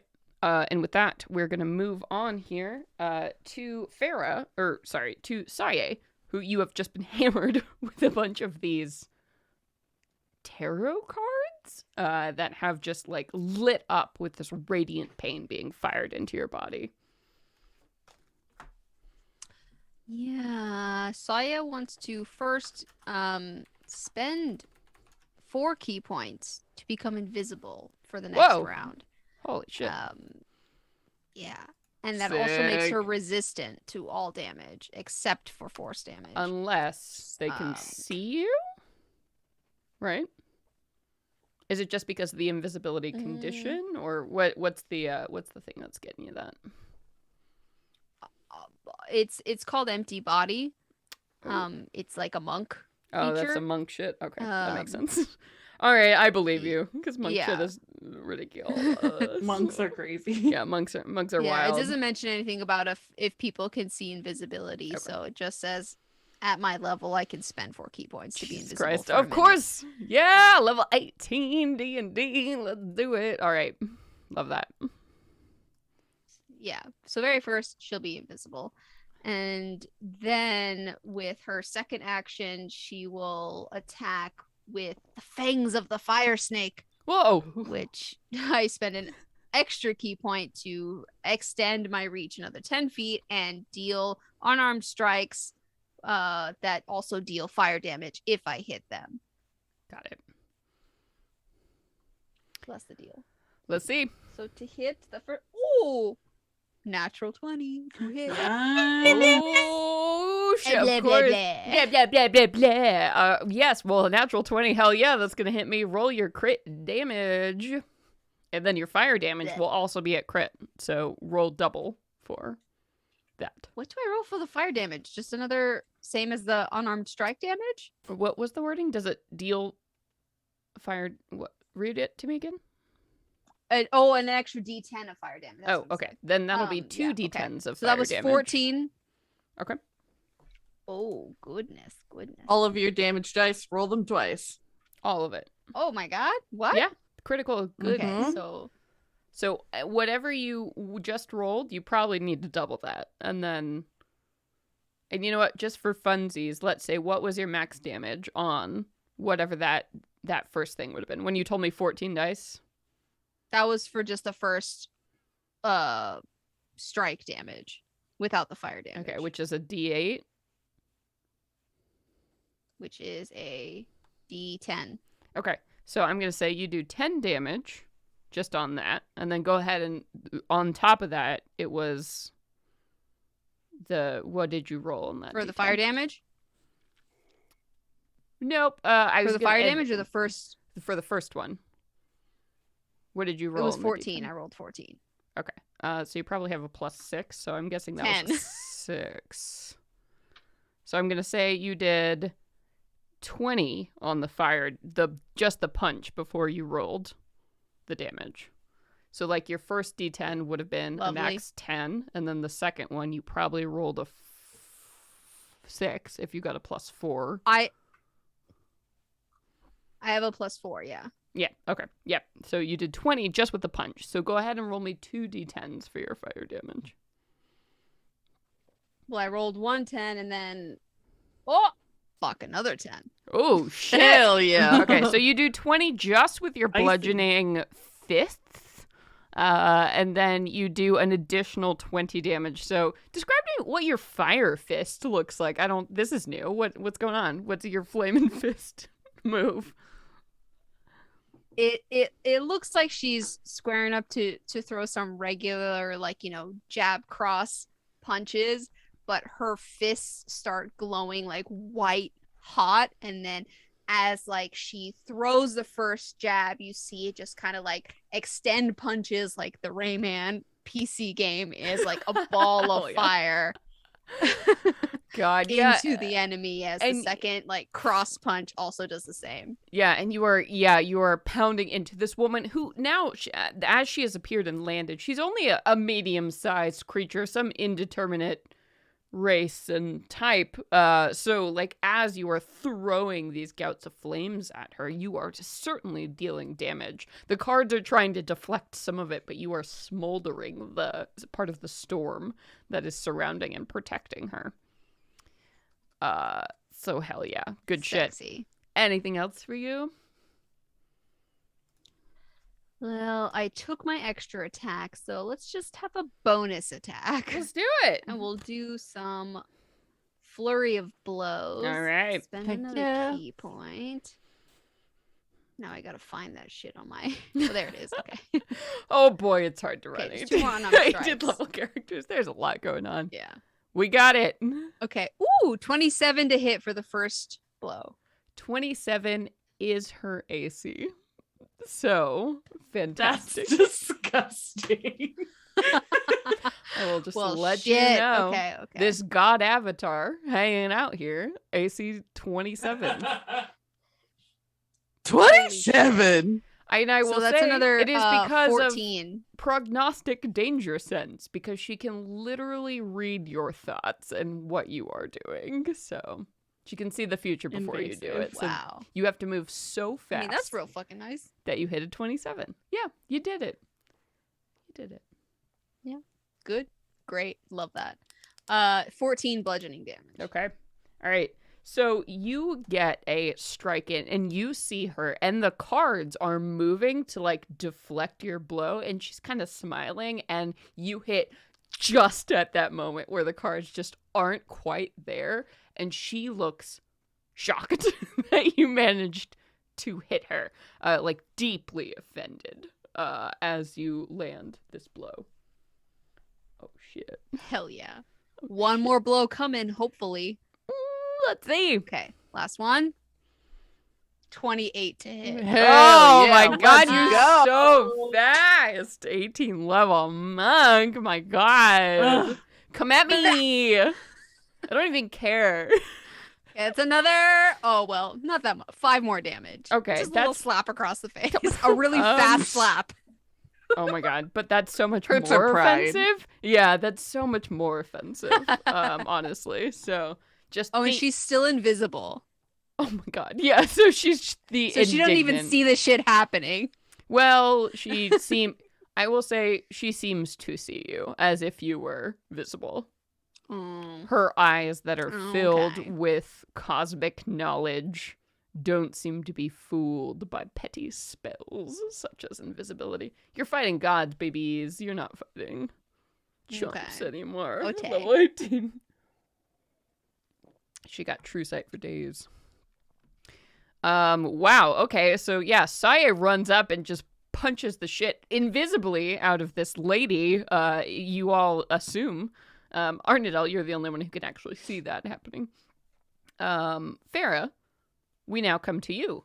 You see that both Sawyeh and Kara were hammered with this hail of like radiant damage-dealing cards, and now that you look at them, they are tarot cards. You are seeing like, you know, the painted symbols on the gilded frames of each of these cards that have scattered around the ground here. A symbol you would recognize as a previous, divine connection to fate, tarot cards. This is feeling a little familiar to Fera. For sure. Yeah, I think that seeing this all happen so suddenly, her first instinct is fear, having wandered off earlier. Yep. And in that moment that she feels it, she staggers backward as she feels like this force of power just like burst inside of her. And in that moment, she just plants her feet and her hands begin to glow as she rings around her head, and you see these 7 motes of blinking, changing, wonky carnival lights dance around her head. And she will grab on to one of them and throw it forward and cast Crown of Stars. Hell Fuck yeah. yes. Hell you. Okay, 27, bitch. Oh shit! You guys just hitting Okay. that number, huh? You just. No, you I doing was it. just prepping myself. I did not hit. But I'm 27 going will to hit. use 2. 27 No, I was is the number. preparing myself to try to Oh, I see. try to hit it. I see. Um, It was a pep talk. so, but yes, I'm gonna use 2 sorcery points to use Seeking Spell and try to hit her again. Ooh. Okay. Let's do it. Natural 20. Wow. Okay, you guys. Yes! Are charmed. Let you guys us are go! charmed. They can suck my dick. Okay. Wow. 20, 27, 31, 39, 47, that's gonna be 53 plus 4, 57 points Wow. Okay. of radiant damage. 57. Ooh, radiant damage. Which I'm I don't know. resistant This is probably not to, great, but but- not immune to. So, okay, so I'll take 27. All right. So you lash out with this hail of stars, and it seems matching the stars and her eyes, the description, definitely, you see some of the cards cinder around her and the edges of her robe fray a bit with that damage, but not as much as you would like as they start to knit themselves back together and her composition is resumed. So that didn't hurt as much as you wanted it to. But that was just a bonus action, yeah? That's okay. Yeah? No, it's an action. Okay. It's an action to do it, and then it's a bonus action to throw one of them. So that's now you've got him around you. Cool. Yeah. I'm gonna take a legendary action. It feels about right. Oh boy. Oh, what do I want to do? There's so many horrible things. I could do. Let's see. So Kara, you haven't attacked her yet, but Sawyeh got a pretty good hit. As did Fera. Well, Sawyeh isn't here, so I'm gonna say she assesses Fera correctly as probably the worst threat here in this moment. So all of a sudden, Fera, the cards that have scattered around the ground suddenly raise up, and you see they form a sword. All of their patterns come together, and just this wicked looking blade that stands as long as you are tall. So 6-foot blade hovering in the air, made of these tarot cards, and it slashes down directly at you. Oh boy. Oh boy, that's rough. Yeah, okay. Do I get a save, or is that just no? a It's just doom a spell? hit. So she rolled an 18 on her thing, plus 17. So, 30 something. It'd be like that. Unless you can devoid, you have a reaction that can reduce an attack or something. This is a melee attack. No. So as she slashes down at you, you are going to take 79 points of slashing damage as this sword slices through your chest and body.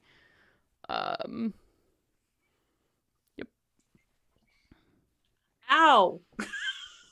Well, gosh dang.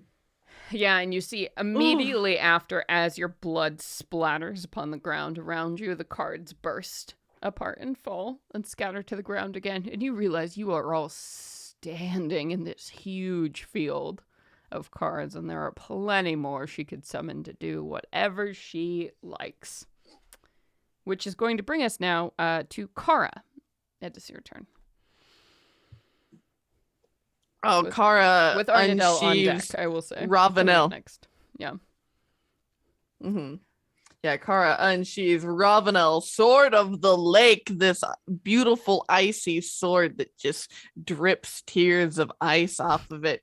And she lifts her shield and she looks back at Ravane and looks at this arena and says, "Get her to safety." And then she is going to rush forward at this thing, throwing her sword aloft, which just shines in this brilliance and this light that glitters off of, like, bounces off of her shield and everything. And she uses her channeled divinity to give herself an additional +5 to attack rolls, making her total attack bonus a +20. Oh, jeez. Oh, jeez. All right. Which is super cool. Come at me. God. And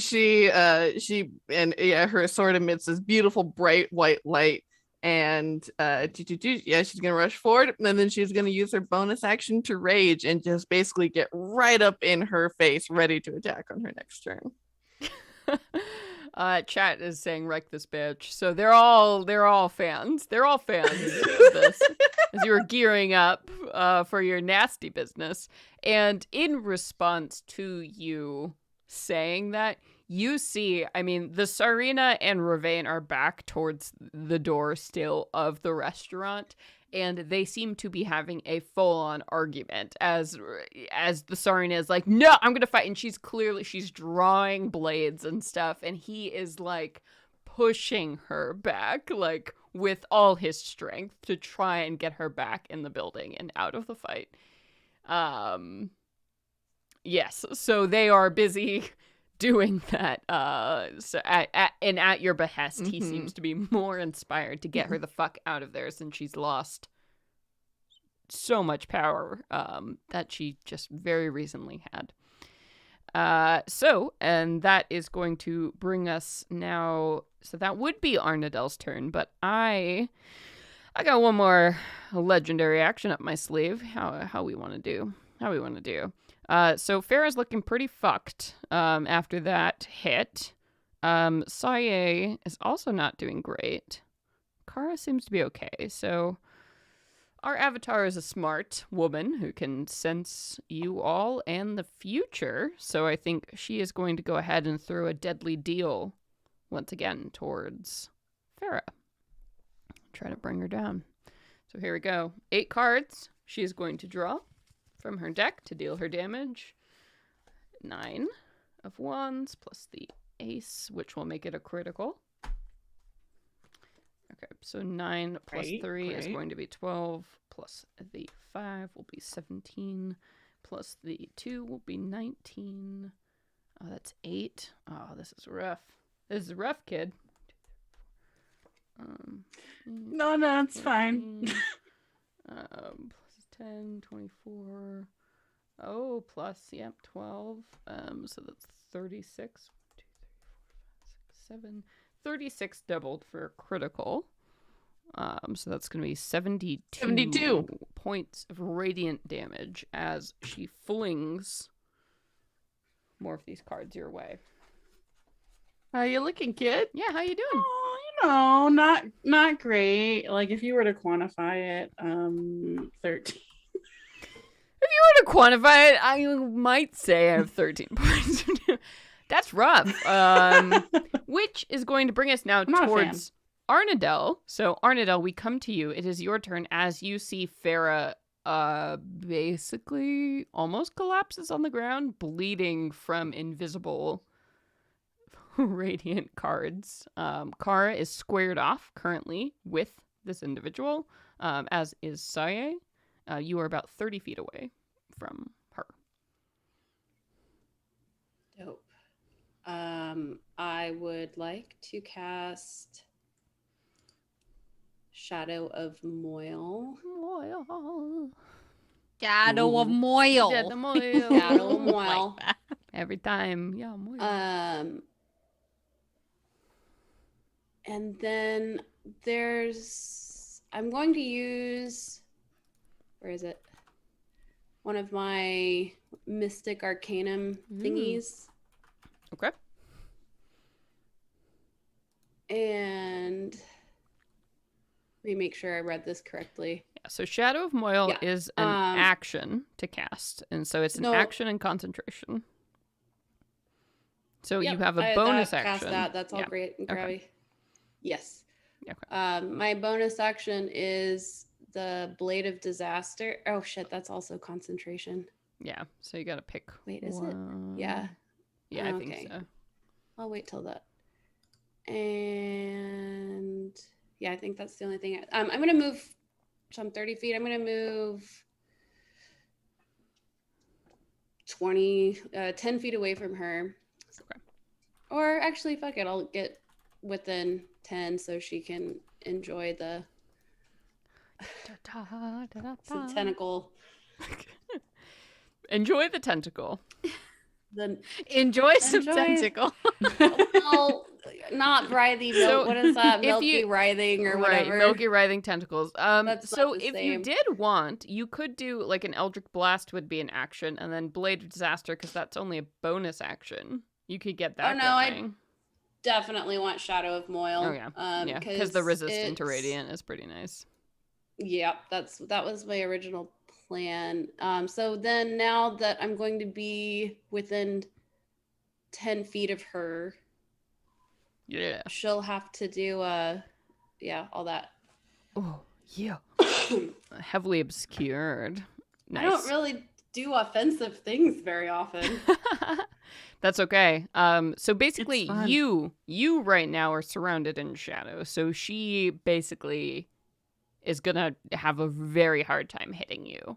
And you have resistant to radiant damage. And Yes. if she tries to hit you, she's gonna pay for it with necrotic damage. So be on guard. If now that Mhm. she's standing within I moved there, so then she has to do all that. But if I'm standing near her, she can't see at all. She's like engulfed in the darkness, right? So, because she has true sight, she is not going to be affected by this. But you personally are going to be submerged in darkness. So if she tries to hit you, Shadow of Moyle is a big gonna save you move. Right. So you are gonna be good standing next to her as long as you have Shadow of Moyle up.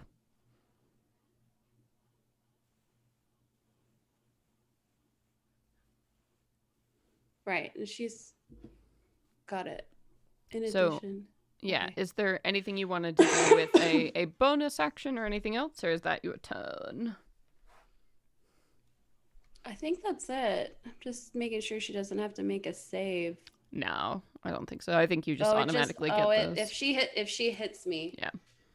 All right. Yeah. So we come back around to her turn, with Sawyeh on deck. So, let's see. So, of course, as her bonus action, she is going to draw a card to determine her trump suit for this turn. Oh boy. Okay. Oh, that's fun. Pentacles are fun. Mm-hmm. Just, okay, looking at that. Oh, dear. Yeah. Yeah, that's rough. Okay. So... oh boy. All right. So I'm going to start off with my pentacle action because that is her trump suit that she drew. So I need everybody to make a dexterity saving throw. You Is get this plus a spell? 5. No, it's not a spell. It's spell-like ability. Counterspell won't work on it? No, counterspell will not work on it, unfortunately. Okay, just what? I always But your forget to use ring that one would if for you the wanted to symbols. use this. Roll your save. Yeah, I definitely do. And if you fail, I'm you can gonna use your use my save to... favored by the gods and add a d4. Okay. Let's see. You said dexterity save, right? Yes. I got 19. That is a failure. 30. 30 will 23. succeed. A 23 I'm will fail. definitely gonna use my ring. Okay. Fuck, I'm dead. Remember that you did. Remember to add your plus 5. I did.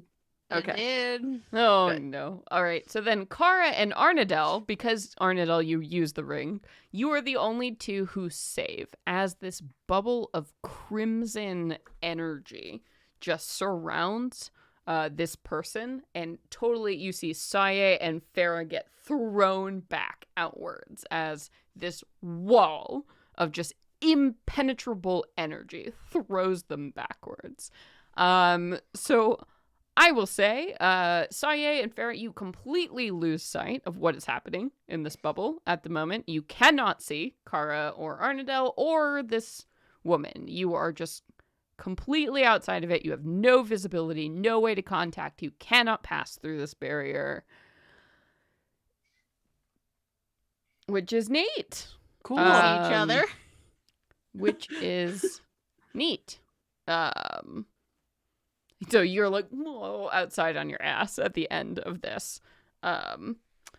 But that is only her first action, so she gets 2 more. So let's go ahead and do, now that she has Kara here, and then Arrnodel, who's wreathed in shadows. Kara seems like a much easier target, so she is going to go ahead and send 2 deadly deals towards Kara.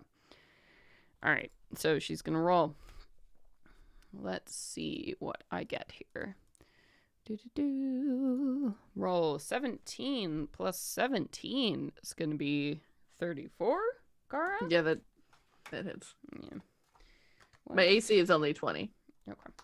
1, 2, 3, 4, 5, 6, 7. She pulled the Ace of Swords, so this is going to be a critical hit.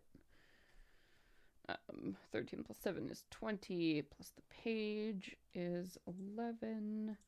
So 31 plus 8, 39 plus 8, 47 plus the 9 of swords. Wow, this is a lot of math in my head very quickly. Okay, 55 doubled is going to be 110 points of radiant damage. As these cards come whizzing towards you.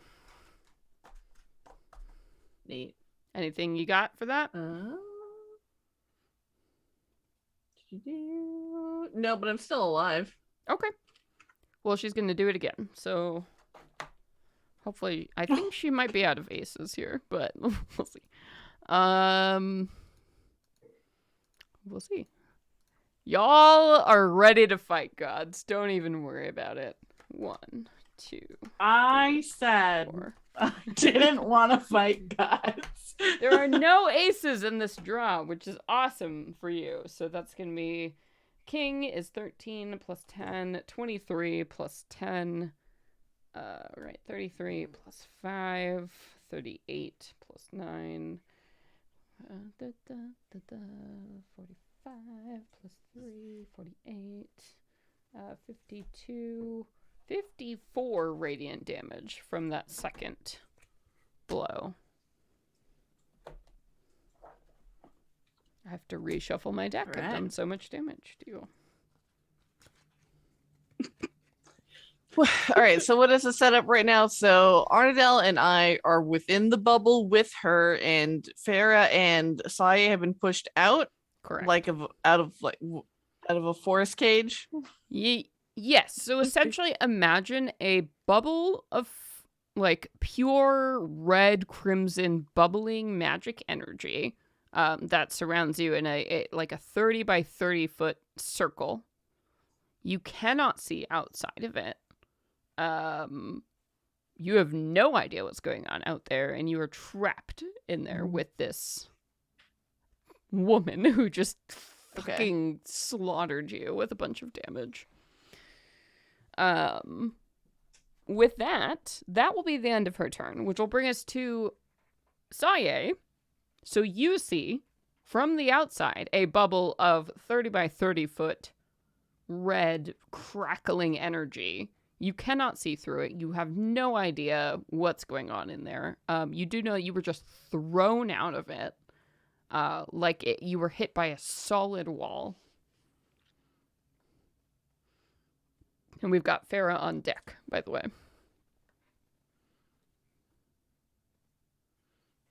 Would you recommend an Arcana check or an Insight check to determine whether or not Sawyeh can attack from outside its walls or would have to make her way back in the walls? I would say an Arcana check would probably serve you better. I don't think an Insight would do much because you can't actually see her to gauge her intentions in this moment. Mm-hmm. Okay. We'll try it. 17. Okay. As you are looking at it, you have seen, Arrnodel, for example, has cast some pretty powerful dome spells. I mean, Wall of Force, Wall of Light.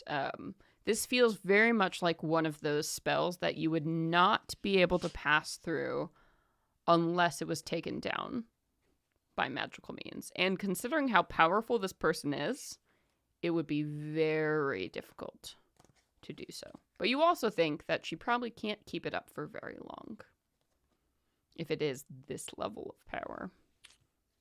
But it might be just long enough to murder your friends, which is the nasty bit of it all.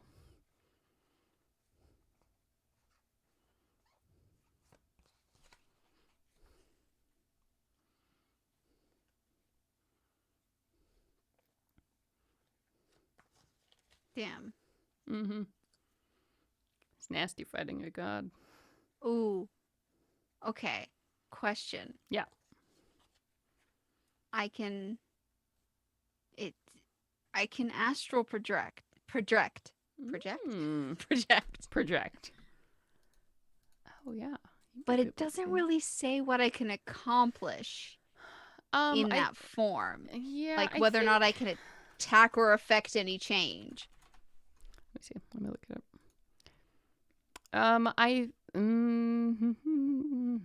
Simply that I can move freely from different planes. And I can bring people with me. So I assume that means I actually can't do anything. I don't think so. I think you'd be basically like a ghost. The whole intention of this is like you can move around and basically like spy and look at other planes of existence. But I don't think that would help you in this material plane at the moment here.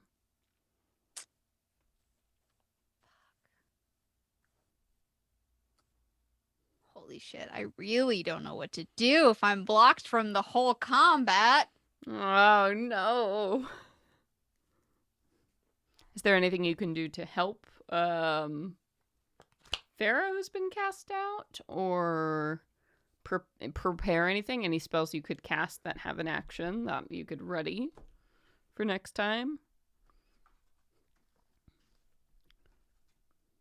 You could also hold your action till after Kara or Arrnodel. Fera, Kara, or Arrnodel goes. That you may not. I guess so. Yeah. I'll turn to Fera and say the best I can do is look in on what's happening, but I don't know what to do at this point. I need to be in there. Oh, are You're you muted, Katie. Yeah. Fera just coughs up blood and she's like, He's so Hold on. almost dead. Mm-hmm. You want to hold your action? I'll hold my action. Okay. What is your trigger? So till after somebody goes, if the barrier drops, you got to give me a trigger. After the barrier drops. Okay. And you have to tell me what you are going to do because you're only going to get one action after you hold your action. What are you going to do after the barrier drops? and you can't move either, so it's gotta One be action. distant. A distant action. Like a ranged action, is that what you mean? Mm-hmm. Essentially, yeah. Okay. Well, I would try to, I guess, I'd ready a shot from my short bow. Okay. A stunning strike. You could also do like your flame whip or something too if you wanted. That's ranged, I think, within 15 feet. Mm-hmm. Can you do your bow? I do have my water whip. Water whip. That's the one you have. I want to stun them though. No, Okay. I think I'd rather do a stunning strike. All right. Sweet. Okay, so you were going to hold that for when the barrier drops, which means Fera, we move to you with Kara on deck. So Fera, you are bleeding out currently outside of this orb of force. Yay. Feeling great. Feeling hot. Yeah, so first and foremost, bonus action. She just like takes a deep breath and goes and like you just see her like ribs pop back in place as she's going to use her level 18 feature to gain back 80 something hit points. Damn, 82. being a healer. Whoa, fuck. Fucking being a healer. So good. Ribs Oh, popping back into baby. place, gaining 80 hit points. Oh, shit. Yeah, I mean, we'll see how long that lasts. Yeah, so she's gonna take another deep breath and be like, oh, okay, all right, let's fucking do this. And she will cast anti-magic field and kind of get an opening on this dome for Sawyeh. All right. Well, let me see here, Scoot though. yourself on in. Well, let me see here, though, about that. That's a really big spell. I think I win. Well, let me see here about that. Damn, I don't have a reaction. Okay. All right, I will let you do this. So around you, anti-magic happens, and suddenly there is a hole that is poked in the barrier, so allowing Sawyeh to see what is going on inside. So Sawyeh, now at this point you can take your reaction to try and fire at this individual who has crackling force and energy, just nailing into Kara at this moment. Yes, does not look great. please. Kara does not look good. So She looks about a fourth of what she would be. So Kara and Fera both are like, oh no, well, Fera, right now you look pretty good. You popped your ribs back in. I got better. I got better. I feel happy. Like a carnival animal. Just inflate me back up, baby. Just, we're good. We're good to go. Mm. So was that Nassim? So with this dome, Mhm. how far would you say I am from this person? This Within god? 30 feet. Okay. Because the stunning strike is actually within. Yeah, It has to be with a melee weapon, not a Yeah. bow. No. That sounds about right. Could I jump through the hole? Nope. I have a as 70-foot walking I speed. know, but the penalty of holding your action is basically like you can only take an action for a strategic moment. So there is this penalty of like you don't get your full stuff, but you don't have to waste your turn. So it's just an action, which means just an attack or just a move, basically, or casting a spell in place of your attack. You know.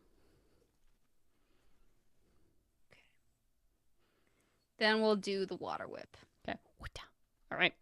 That's a which dexterity means they save? need to, dex save. So, let's see. I rolled a 4 and I only get a plus 12. So, a 16? Nope, Oh, okay. What happens? they done Nice. failed. So 3d10 bludgeoning damage plus an extra d10 bludgeoning Great. damage for each additional key point I spend. So why not I spend 2 key points? Okay, I guess. So, roll your 5d10s or 5 whatever. D10. 5d10. See if I care. Let's go. I Let don't. me collect all my d10s. I don't care. Okay. It's fine. I don't care. I don't care a little bit.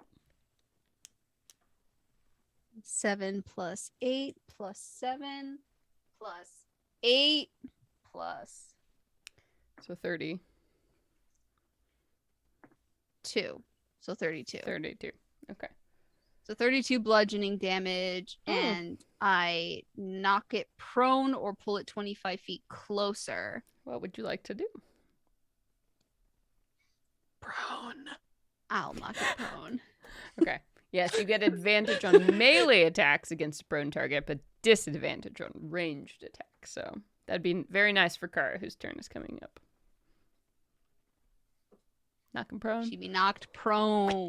So you whip out with that water, and this divine figure, wrapped in cosmic stars and cards, falls unceremoniously against the ground with like a crunch, and she seems unhappy about the whole situation. The cards flutter around angrily, like they're not sure how to spin coolly around somebody who's knocked on their butt.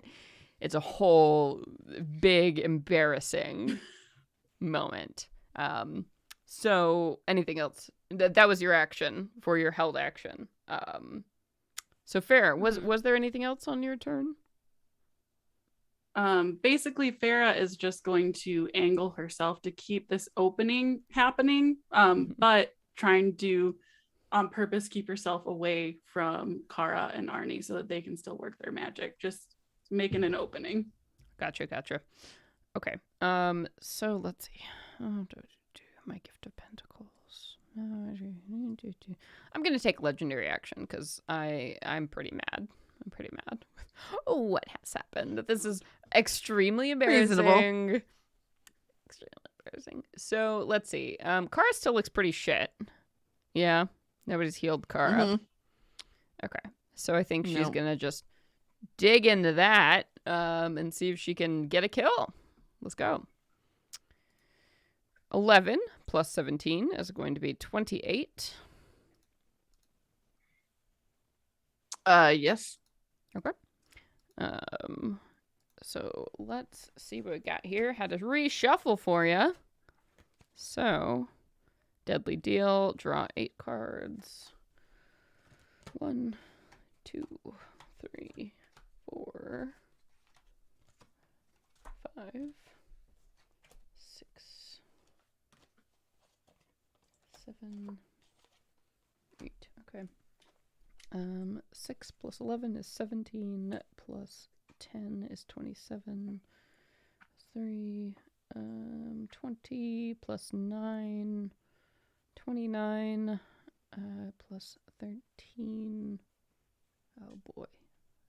42, plus 5 is 45, plus 10 is going to be 55 points of radiant damage. I'm unconscious. All right. You all see Kara fall with this legendary action. That goes off, and Kara, just in time for you to come to your turn and make a death saving throw, my dear. Fortunately, I make them with advantage because of my fucking kick-ass sword. Yeah. Oh, hell yeah. That sword's not going to let you go. That Fey lady is like, no. No, but I chose Yeah, no, you. we rolled a 19. And you're... Yeah. So you are good. You walk one step closer to life. And Arrnodel, we come to you.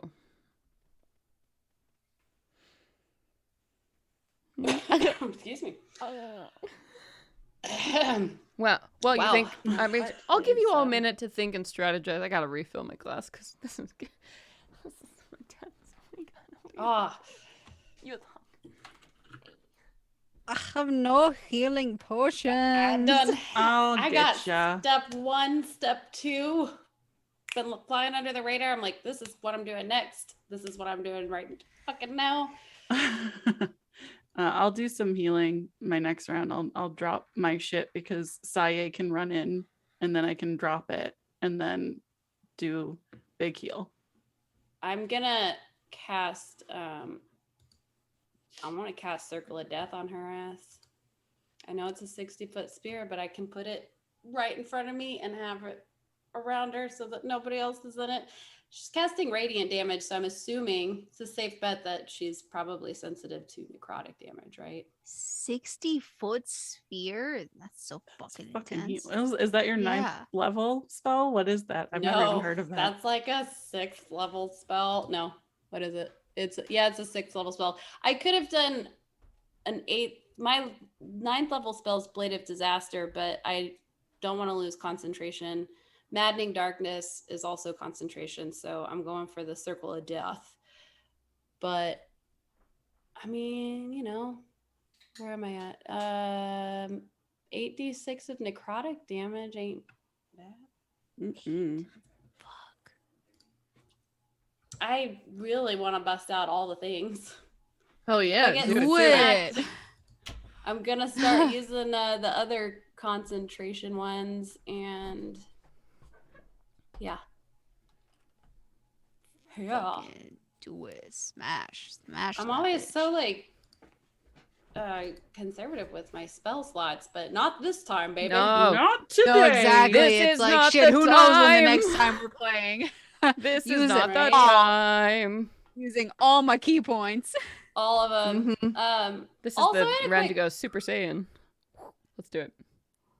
I'm gonna cast Circle of Death, a Cool. 60-foot sphere originating straight in front of me to encapsulate her.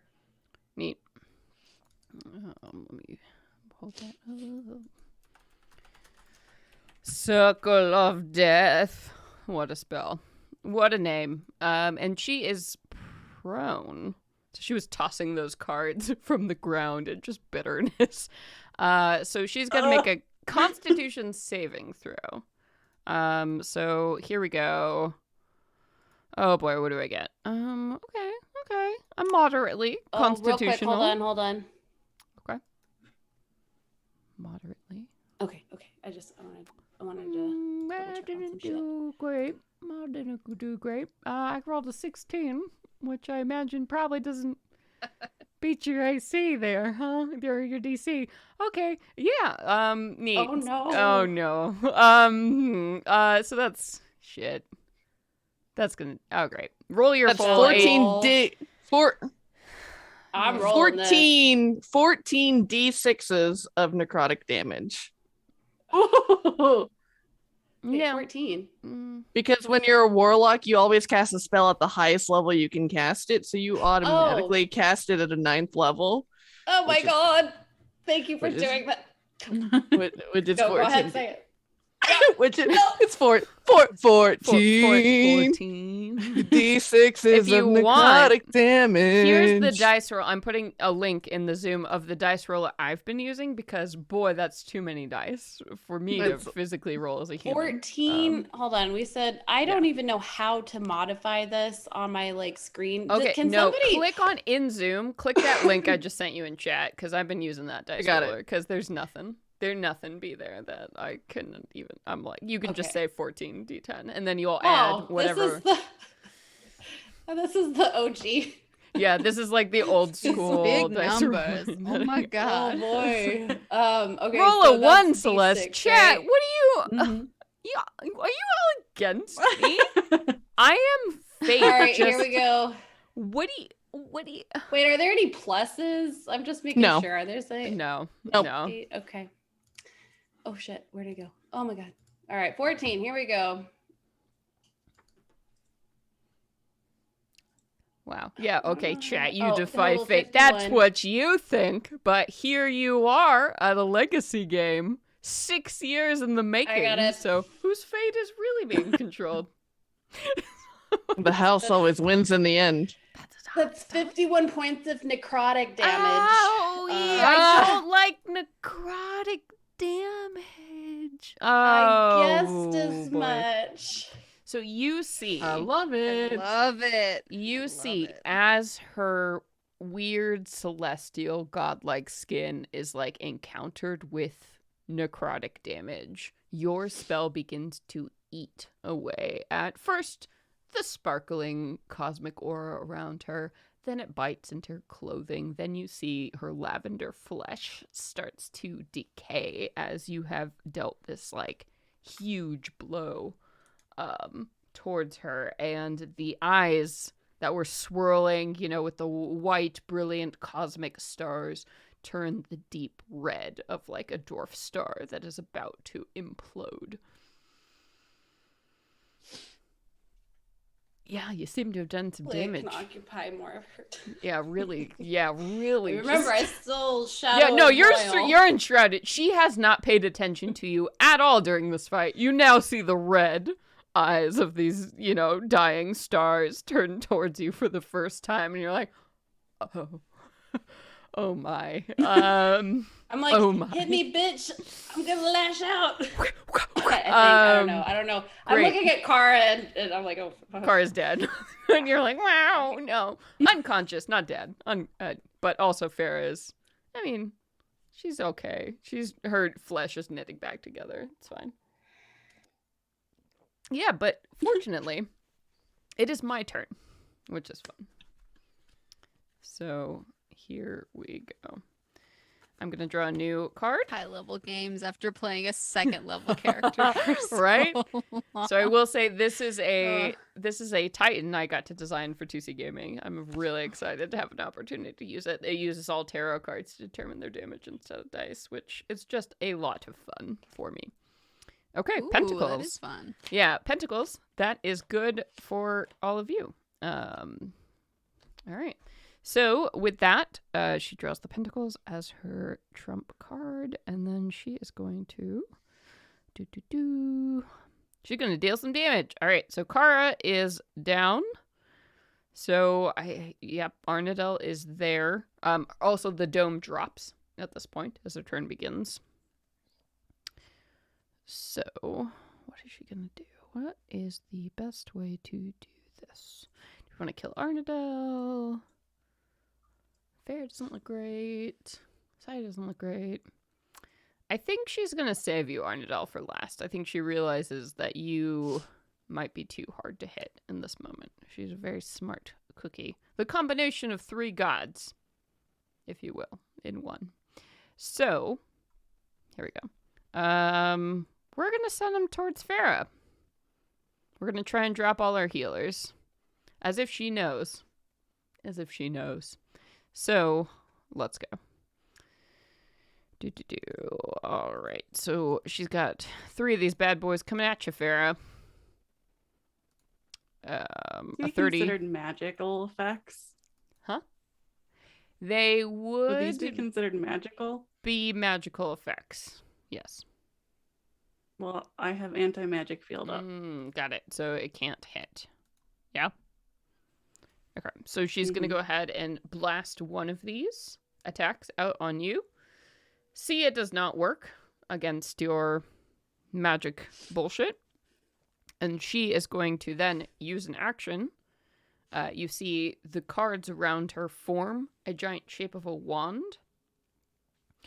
She is going to manipulate a spell effect of 8th level or lower she is aware of in 300 feet, choosing to immediately end the effect. Is anti-magic 9th level. It's 8. Okay. So you see as this wand of cards that has been conjured strikes against your barrier, the spell ends. But the good news is that was one of her whole attacks to take that and make that happen. Which means Nice. she has wasted 2 of her 3 actions on this turn, which is huge in terms of damage. And she's going to try and get that 3rd one in to silence you, boo. Okay. Oh, fighting gods. So I will say this is I didn't ask to be here. a CR26 from a third party publishing company, so actually scaled to hit 18th level heroes. So that'll be a 23 to hit. Will that hit you? Yeah. Okay. Damn. That's like, even if I shield it, that's like right there. I Okay. can't do it. Is it a spell? It is a ranged spell attack. It is not a spell that can be counterspelled, unfortunately. But good for you for checking. Okay, so 8 cards. 1. Trying. You doing it. 1, 2, 3, 4. She's not looking good, I'm gonna say right now. That necrotic damage punched her in the balls, real severely. So that's gonna be all right. 17, 21, 31, 39, plus 14, 4, so 53, 7, 60, 70 points Please of radiant just survive damage. this, Fera. 70? 70. How you doing? I'm alive! I'm alive! How many? Yay! Please tell me though, because this is...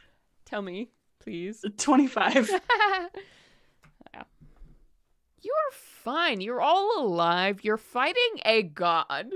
3 gods combined into 1. I think you're doing pretty fine. Which brings us to the end of our god's turn, which is Sawyeh. It is now your turn with Fera on deck. Assuming I don't do a legendary. Oh my god.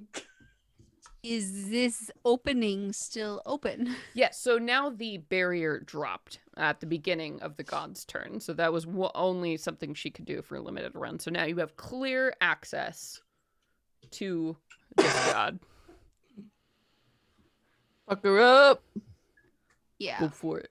running straight up to that bitch Hell yeah. with our staff of stunning Get in there. to make that hit. Do I still get +5 from Kara?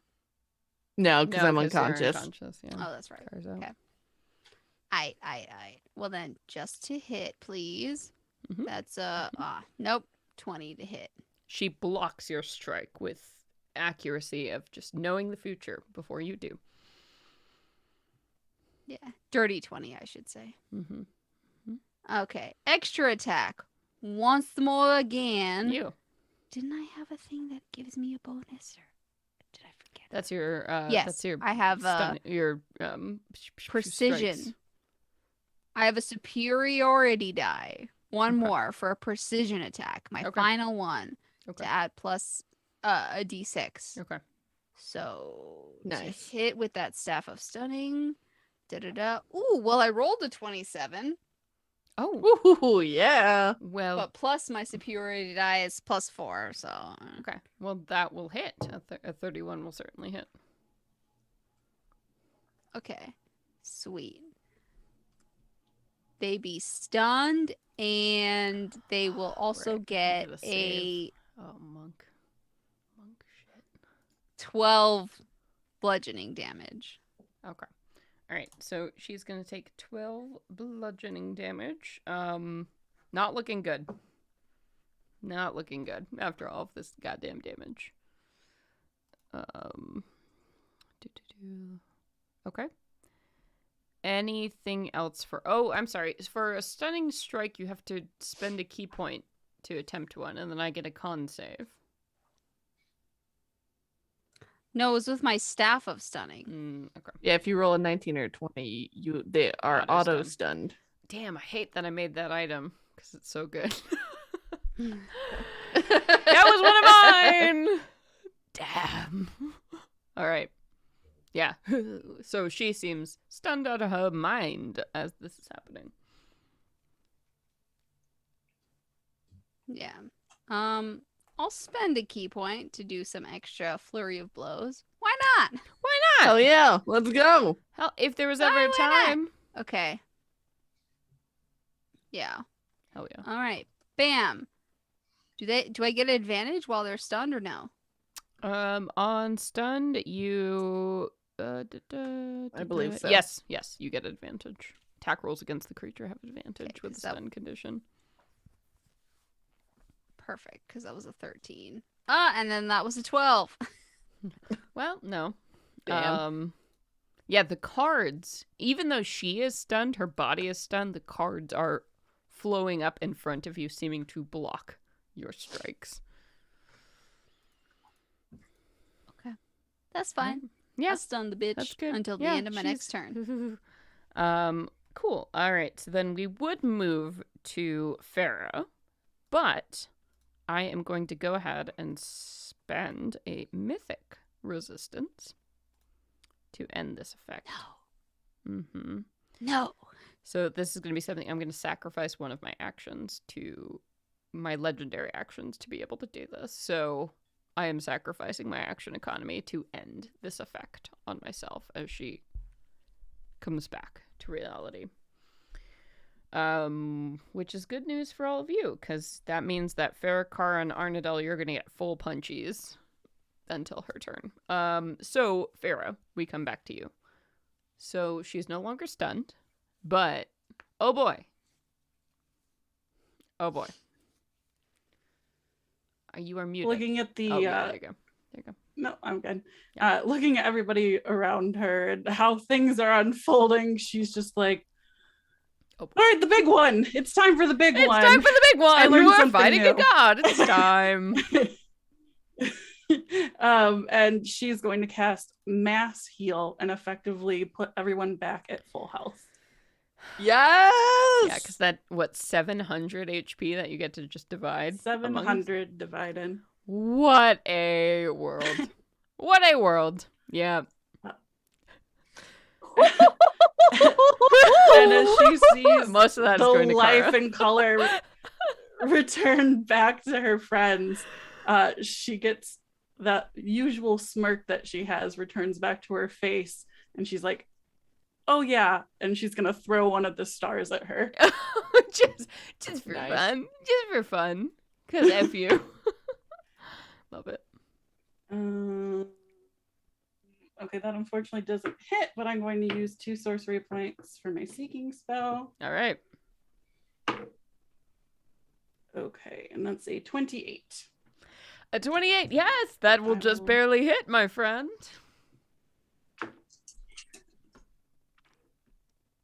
Oh, wow, that sucks. I got 2 plus 11 is 13 plus 9, 23 points of radiant halved, obviously. Okay. So that's still going to be 11 points, which is just insult to injury as this figure dressed in robes is starting to totter in front of you all in the middle of this square. And by now, all those people who had been screaming and partying when she landed have cleared out, and this large, very ring of people has formed around you all, fighting this god in the middle of the streets.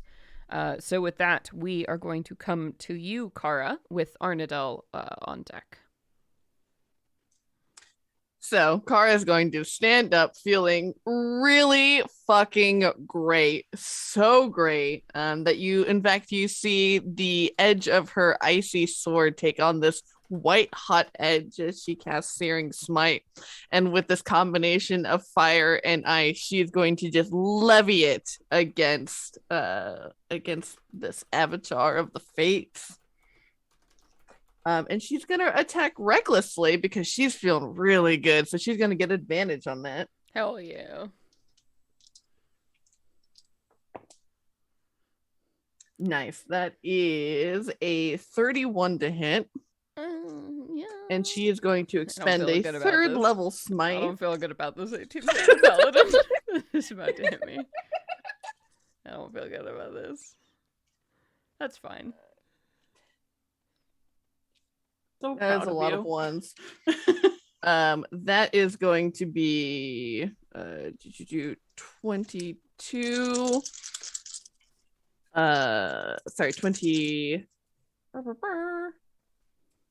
plus 26 damage, and then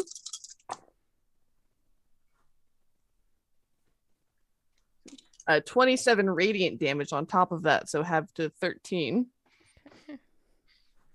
And that is her first attack.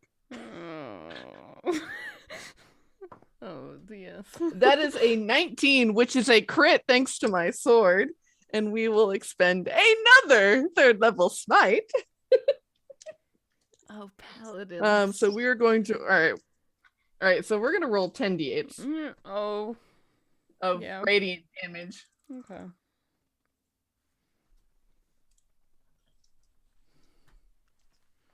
So 10d8s. Oh wow, that was fucking ass. That was 22, so have to 11. Oh, dear. But we are going to have an additional 1, 2, 3 plus 1, 2, 3. 4, I mean, you're 5, still 6. doing work. She is looking waifish, if I had to assess. Ooh, plus another 34 damage on top of that. Radiant or just normal? Regular. Okay. Is that it?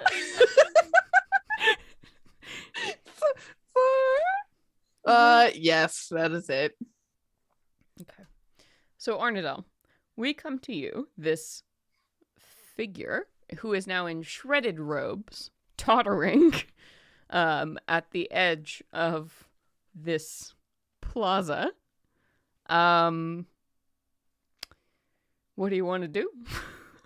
Looks like it's not going to be too much more to So what's your move? Yes? I have a pen ready this time so I Oh, can yeah. keep track. I'm going to do Agonizing Blast. Oh, Jesus. Okay. So first, I'm going to just do it and then tell you the numbers for hitting. Okay. So 1 is going to be, oh boy. The first one is 31 Oh, yeah. to hit. Yep. Second one is 18 to hit. Nope. The third one is 19. Nope. And the fourth one is 21. Nope. So you got Damn. one. But that may not One out of those? Cool. may So be enough, depending on... rolling that damage. 11 points of damage. Okay. 11 points of damage, and that's force damage, yeah. Wait a second. Is that correct? Hold on now. No, you would roll a d20 and then add your charisma. So if you rolled a Modifier. you probably have a Wait, 5 charisma, so if you The rolled damage doesn't. a 4, that would have what'd you roll? Yeah, if you got 11, 57. it included your charisma. No, it didn't. It was 1. Oh, wait. Yeah, it said 1d10 plus 10. Okay. Yeah, so with the Get 11, for spell attack bonus. yeah, you fire off a So I rolled a 1. great strike, but still, this figure is like hanging in there, and you all can see her like skeletal body now is starting to disintegrate, and the cards that were like falling from the sky at this point have fallen to a little trickle as just a few of them are lingering on the ground, and she is breathing very heavily as she looks at each and every one of you and says, "You think beating me here today will matter? It won't. We know where you are since you were born. You cannot escape your fate. None of you." And she crumples onto the ground, just totally disappearing, leaving a pile of these bluish robes on the ground. And the sky once again lights up in this purple cosmic starry sky, and you see that rift of green electricity that happens, and in a flash, it's all clear once again. That dark blue sky of like early evening setting over Chasiana, the heat begins to return to the area. And though she has gone, you can't help but know deep within you that she could return. She could return, and any of them could return. Until you figure out exactly what caused them to be able to be here. And that's where we're going to end our episode, our first legacy game for the evening. You all have driven back the avatar of 3 gods, my dears. That was not a fucking light challenge. You rocked that. Shit, how you all feeling? I think you're feeling... Hell yeah. Katie, you're muted, but I see that joy. There you go. God, it felt good. I love scary moments. I was like, I'm not going to reach my turn. And it's going to be horrible. Yeah. We got Kick real ass, lucky. everyone. Wow. Mhm. You fucking kicked ass. And I will say this fight was harder than most because I wasn't using a wizard's block. I used one I designed. So, that's cool. You did it. You fucking did it. But I will say you have a mystery in front of you. So next legacy game, whenever that is, you got some stuff to deal with. But oh my gosh, it was so great having you all back and like getting to see where everybody was. This was such a fucking joy. I hope you all feel that way. For real, I enjoy just like sitting here, being here, watching everyone's stories Right. unfold as much as I was enjoying playing it. So that was really fun. Mm-hmm. Good. Oh. Nostalgic. Yeah, Yeah. I love seeing everybody's changes. Like, Oh, yeah. it's incredible. So Yeah. good. It feels like we're hanging out with old friends, just specifically our characters as well as us, That's good Mhm. feels. That's something That felt I good. kind of wanted to capture too, because it is sort of the same. It's like you all have been doing so much across the world as adventurers, and that's sort of the same in our real lives. Like we're all coming back to, do the thing. So thank you everybody so much for joining us. We certainly have more legacy games planned in the future. We're hoping to do these at least, maybe twice a year, so every 6 months or so, maybe on special occasions. So we are thrilled that you are still stoked to come back and enjoy these games. And as I mentioned on Discord, this video will be posted to our YouTube, so you can enjoy that, share that around. Also, this episode will be published as a podcast episode probably during December when we have that holiday break, and we're going to be publishing some bonus content. So this will be there. This will be out there. But thank you so much for joining us. If you like this, please subscribe, gift, like, do the thing wherever you're listening. We really, really, really super do appreciate it. But in the meantime, I have been your Dungeon Master, Celeste Conowitch. I've been took 0 points of damage, by the way. Moon Elf yeah. Warlock Arrnodel. By Brittany Quintero. Hello, I am Katie, and I played Fera, your inflatable sorcerer. Oh, God. Inflatable? Inflatable? Yep, I just Deflatable? puff Wait, myself back up every time. I get take back knocked down damage. and get back up again. Uh, Yeah, that's inflatable. I get knocked That's what that song is about. down. Yeah, that's right. Two Chumbawamba. Two Chumbawamba songs. Yes. I'm Nassim, and I have been your swift human monk, Sawyeh. Always appropriate. Swift indeed, as the raging river. And I am Sage, and I have been your praiseworthy paladin, Cara Brynhilda. Oh praise, yes. Oh my gosh, that's everybody. Thank you so much. Thank you Yeah. all so much for being here. And if you enjoyed this, if you are new, wow, welcome. This is Venture Maidens. Please do like, subscribe, follow everywhere on social media. This episode was riddled with spoilers, so if you just are like, whoa, what, too much, go check out Campaign 2. That is currently happening. Every other week, Wednesdays, we're streaming that. So we will be back next Wednesday with a very special game of Campaign 2, Episode 9, which is going to be all focused on what the hell Tony was doing when she was pretending to be sick last episode. And we're going to see some very special fairy NPCs played by our very own Katie and Sage. So it's going to be madness, I assure you. I assure you it'll be just pure fairy redonkulous. So definitely make sure to check that out. And then, of course, beyond that, you can check out Rime of the Frost Maiden is going to be back starting November 10th. We're going to be wrapping up that playthrough, so that's going to be pretty intense. So come here on Wednesdays, 6:30 p.m. Pacific. It'll be a good fucking time. And Sage, do you have a December or November episode y'all want to talk about?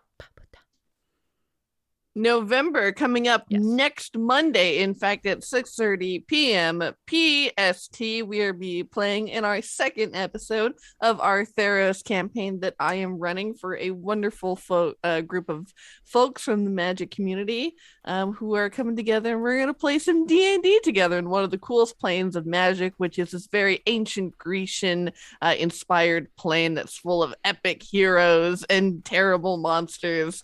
And they're starting off as wee little level 1 babes trying to figure out what's been happening. Mm-hmm. It's rough being level 6:30 on Monday. Yes, so please hang out Monday, Wednesdays. You can always find us here. Brittany, where can people go to check out your stuff when you're not here? Like, drop your Instagram, drop your shop. How can they get in contact with you? Instagram. I've been narrowing things way down. I'm having a hard enough time keeping on top of emails and Instagram. So just there. What is your Instagram, Brittany? What is your Instagram? Right. Hold on, I have to cough real quick. 1 second. Yeah, no worries. We want you to that feeling. Yeah. Get in there. What's Brittany's Visual Instagram? Warlock with a Z. Hell yeah. It's on the thingy, isn't it? Oh, yeah, I don't know. I was just watching the Twitch thing for the first time in forever. Yeah, we have your Twitter. I don't use on Instagram. I don't even. My Twitter's the exact same as my Instagram handle. Hell yeah. Got like a thing on that one. Hell so it's the same. Visual Warlock with a Z on Instagram. Yay. Thanks, guys. Yes, Brittany's a minute. Fucking rad artist. So please go follow her on Instagram and check out all of the beautiful art she is making on paper and people's skin. So go check out the account. Follow, please. That is fucking awesome. Almost all of us have been tattooed by her. All of us have, except for Katie. Rub it in. We can all highly recommend. Rub it in. One day we'll get you. We'll get you in that chair. So good One shit. day Brittany will stab me and it will be glorious. Yes. With the ink. I mean, traveling's getting a little bit more easier these days, so it might happen sooner than later. I would love it. Hell yes. Well, on that note, Thank you all so much. We could not be doing this without your support and belief for the past 6 years. So you all are wonderful. Thank you so much. And until next time, Venture!